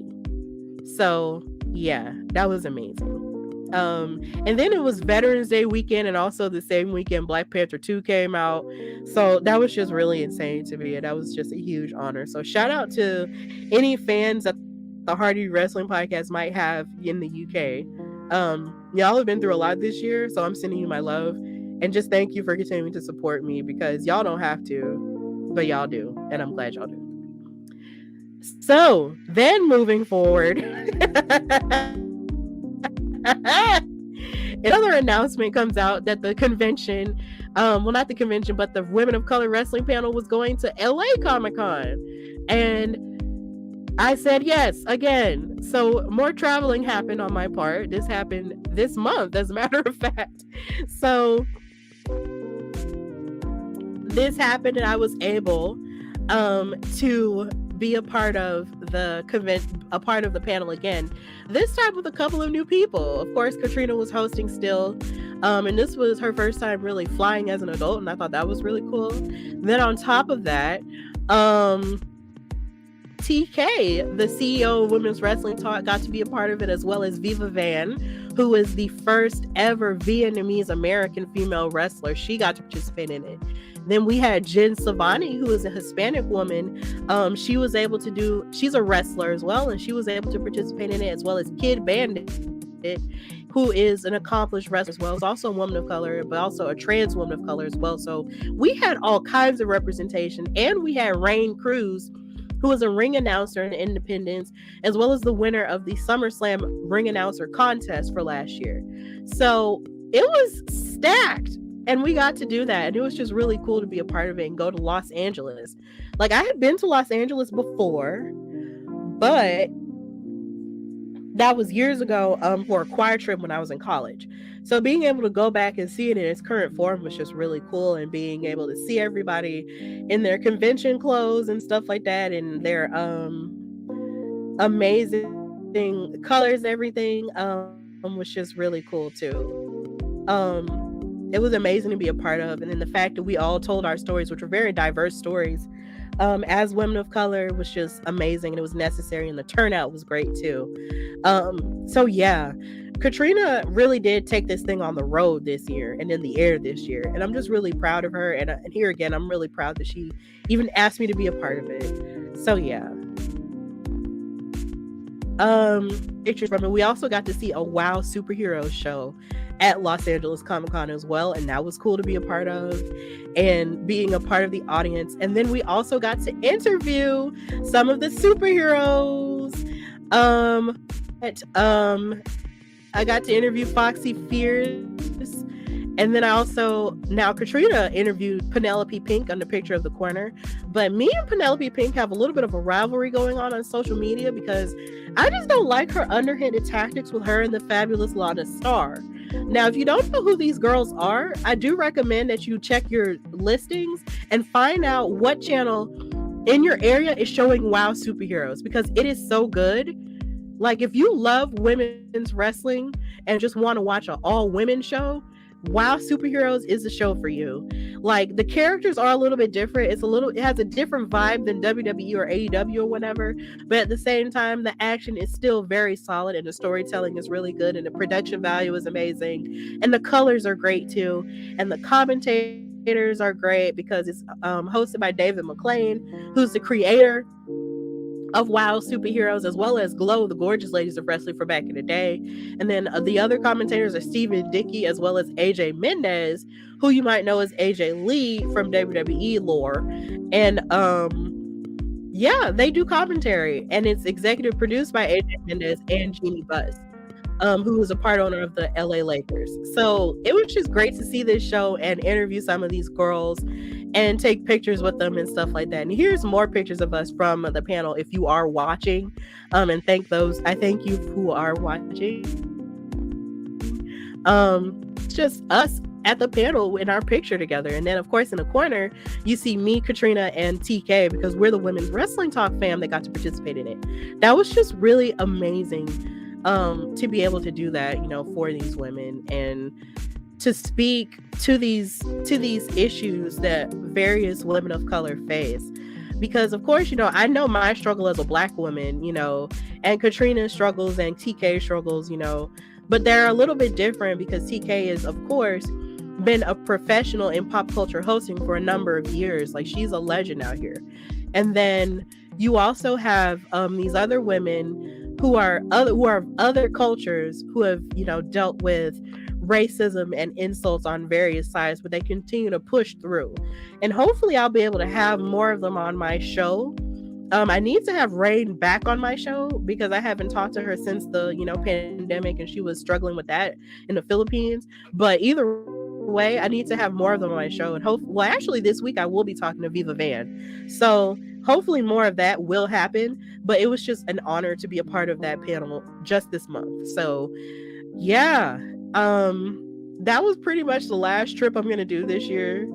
Hopefully more of the panel can happen within the next year and more conventions, and maybe I'll go, maybe I won't, because of course Katrina does still have a number of women that she could ask to be a part of it at any point in time, if I can or can't, or if any of us can and cannot make it. But either way, this was one of the best parts of the whole year for that. And of course, we also got to interview one of the original gorgeous ladies of wrestling, Glow. Her name was Hollywood. I'm sorry. Hollywood was really nice, and she had her booth right behind the area of WoW Superheroes. And being able to talk to her and interview her and ask her what it was like to be a wrestler back then was just really cool. So it was just an honor. And then I was looking at this picture, makes me realize I was freaking out because I didn't have a women's wrestling talk t-shirt. I just had my Sasha Banks Bianca Belair t-shirt, but it was women's wrestling and they didn't care. So it was just really great. And I was glad that they felt that way, because otherwise I was trying to hustle up a shirt. I was trying to hustle up a WoW shirt or any shirt that was, a little bit more kosher, but they didn't care. They were very open to it, so it was great. That t-shirt wins me a lot of points with people. But yeah, it was just really cool to interview Hollywood and hear her stories after that point. And hopefully those interviews will be up real soon with the WoW girls and her. So yeah, that brings us to the today of things. Another great accomplishment that I have in wrestling this year is the fact that I now have merchandise with For Your Wear clothing. Shout out to Blue and them for helping me and my boyfriend craft this Alabama wrestling t-shirt. It's Select Your Fighter Alabama wrestling t-shirt that's patterned after older video games. And of course, as you can see, the t-shirts and the hoodies are available in red and black. So if you love black wrestling shirts, you can buy a shirt.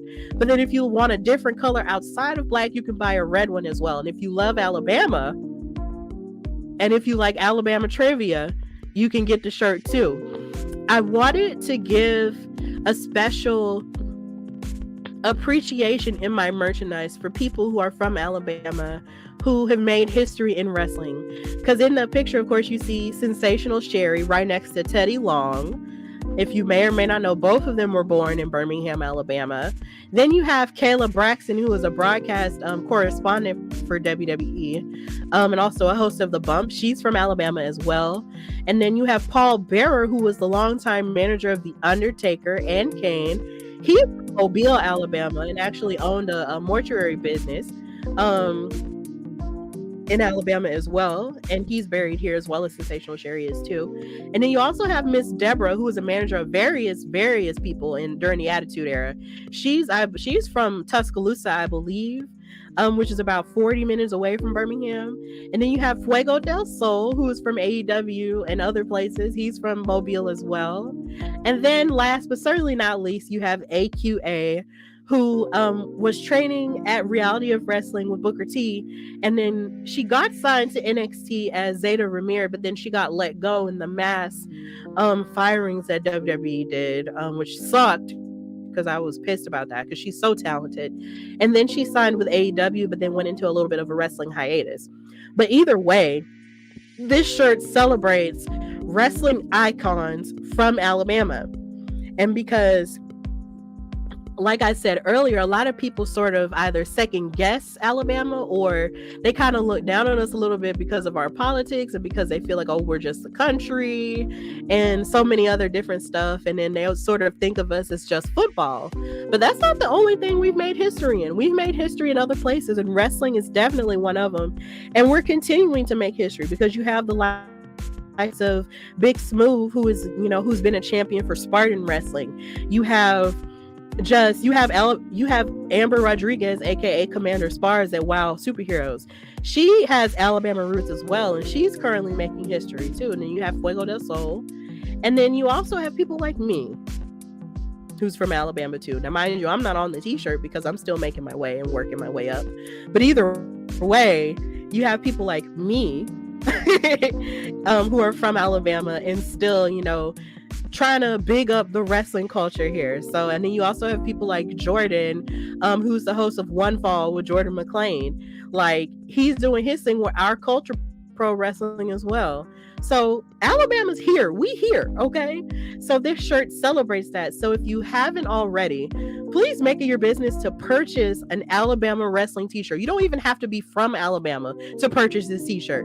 Buy this shirt if you support or love any one of these superstars, on this shirt. Like, buy the t-shirt, go on For Your Wear, click on the icon that says Hardy Wrestling Podcast, and buy a shirt or buy a hoodie. And they'll ship it right to you, okay? Buy it, buy it, buy it. Like, please buy it. So, yeah, that's my latest accomplishment. That's all the stuff that I've done in wrestling. Hi, boo.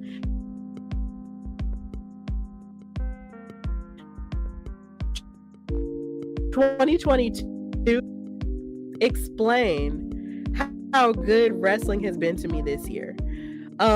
It's just been amazing, and I'm just so blessed. And I know that normally after this point I would talk about, what I liked in wrestling this week, but I just had to do a little recap of the whole year, and I know that took way longer than expected, but either way, I'm just really blessed to have gotten as far as I've gotten in this wrestling space. With this podcast, with my own personality as a commentator and as a writer and a host for Women's Wrestling Talk. Like, I've just been so blessed to interview so many people, talk about all the things that have happened in wrestling this year, most of the things. And I know I haven't been as consistent with episodes because of life stuff and with me working 2 jobs and so many different things like that. So I'm just going to say that this is going to be the call to action. So with this call to action, I just want to say thank you for supporting me and the Hardy Wrestling Podcast. Like, it's been a crazy up and down year, and I know that I haven't, like I said, been as consistent with episodes and stuff, but that's just because your girl's been traveling, because my voice is being heard in other places, and I'm getting wrestling gigs and stuff like that. And sometimes I'm having to reacclimate to life after I travel and stuff, and it's just so much going on in my own life. But I do still watch wrestling, all the time. And I'm going to try my best to be more consistent with my episodes, along with my interviews as well. So you'll see more of my face, and you'll see more of my opinions on stuff, and more clips on stuff on social media as well. Keep into the sky's limit. The sky isn't a limit, There's still more to do. You can hit Jupiter. Once you've reached the sky, you can hit the moon. And after you hit the moon, you can hit Jupiter, you can hit Neptune, you can hit Pluto. Do whatever you want to do. Just keep going. That's my message to people. Ultimately, is regardless of what's going on, whether it be in wrestling or in life, just keep going, because you never know what the future has in store, because life will surprise the heck out of you. And sometimes those surprises can be really good, and sometimes they can be bad. But either way, you just try your best to hold on to who you are and to the people that love you, and you'll get through it. So, thank you for supporting the Hardy Wrestling Podcast. Listen to it wherever you get your shows. That's Apple Podcasts, Google Podcasts, iHeartRadio, Spotify. On my YouTube channel, you can watch these episodes. The Hardy Wrestling Podcast.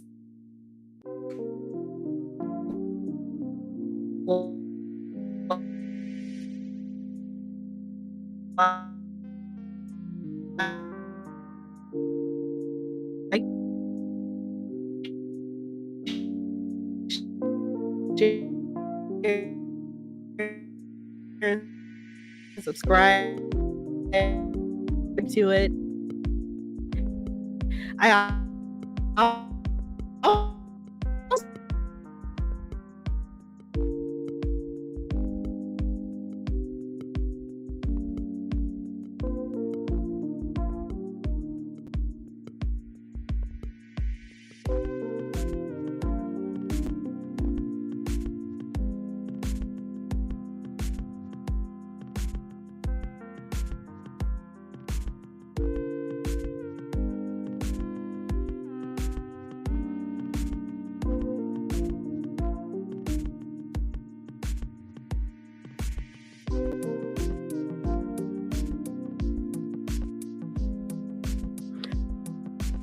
to life. It just bothers me. But either way, y'all know Wi-Fi. Either way, just continue to support the Hardy Wrestling Podcast on my YouTube channel. I got to over 117 subscribers this year, so that was good. But we got to get those subscribers up. And also, if you listen to it on Google Podcasts or Apple Podcasts, leave a comment, and give a 5-star rating if you love it. If you love it, give it a 5-star rating, okay? Because that reflects really well in the algorithm, and then other people, can suggest it and all that other stuff. So just please do that. That would be really cool if you did that for me. That would be amazing. So hopefully I'll get to do more within the next year. If not some of the same things, but certain things like it, Hopefully I'll go back to New York or something and all that other stuff, and it'll be really cool. And please, please, please buy the merchandise for Your Wear Clothing /Hardy-Wrestling-Podcast / support the Hardy Wrestling Podcast For Your Wear store. Support Alabama Wrestling. Buy a t-shirt. And just continue to just support me as I grow in my wrestling fandom and also as a wrestling professional. Because it's only going to go up from here. It's gone up further than I could have ever imagined it has in the span of almost 3 years, and it's only going to get bigger. So, with that in mind, oh my gosh, of course, I'm going to give my credits. Thank you to my editor, Faith Thompson, and thank you, of course, to Najaquin McCoy, who finances a lot of the things for this podcast as well. And I love you because you're the love of my life. I love you so much. And also, thank you to everybody that's ever supported the show. Thank you to Josiah Russell and Flo Williams for the theme song, Steph's theme, and also thank you to Simon Vision Media for the intro.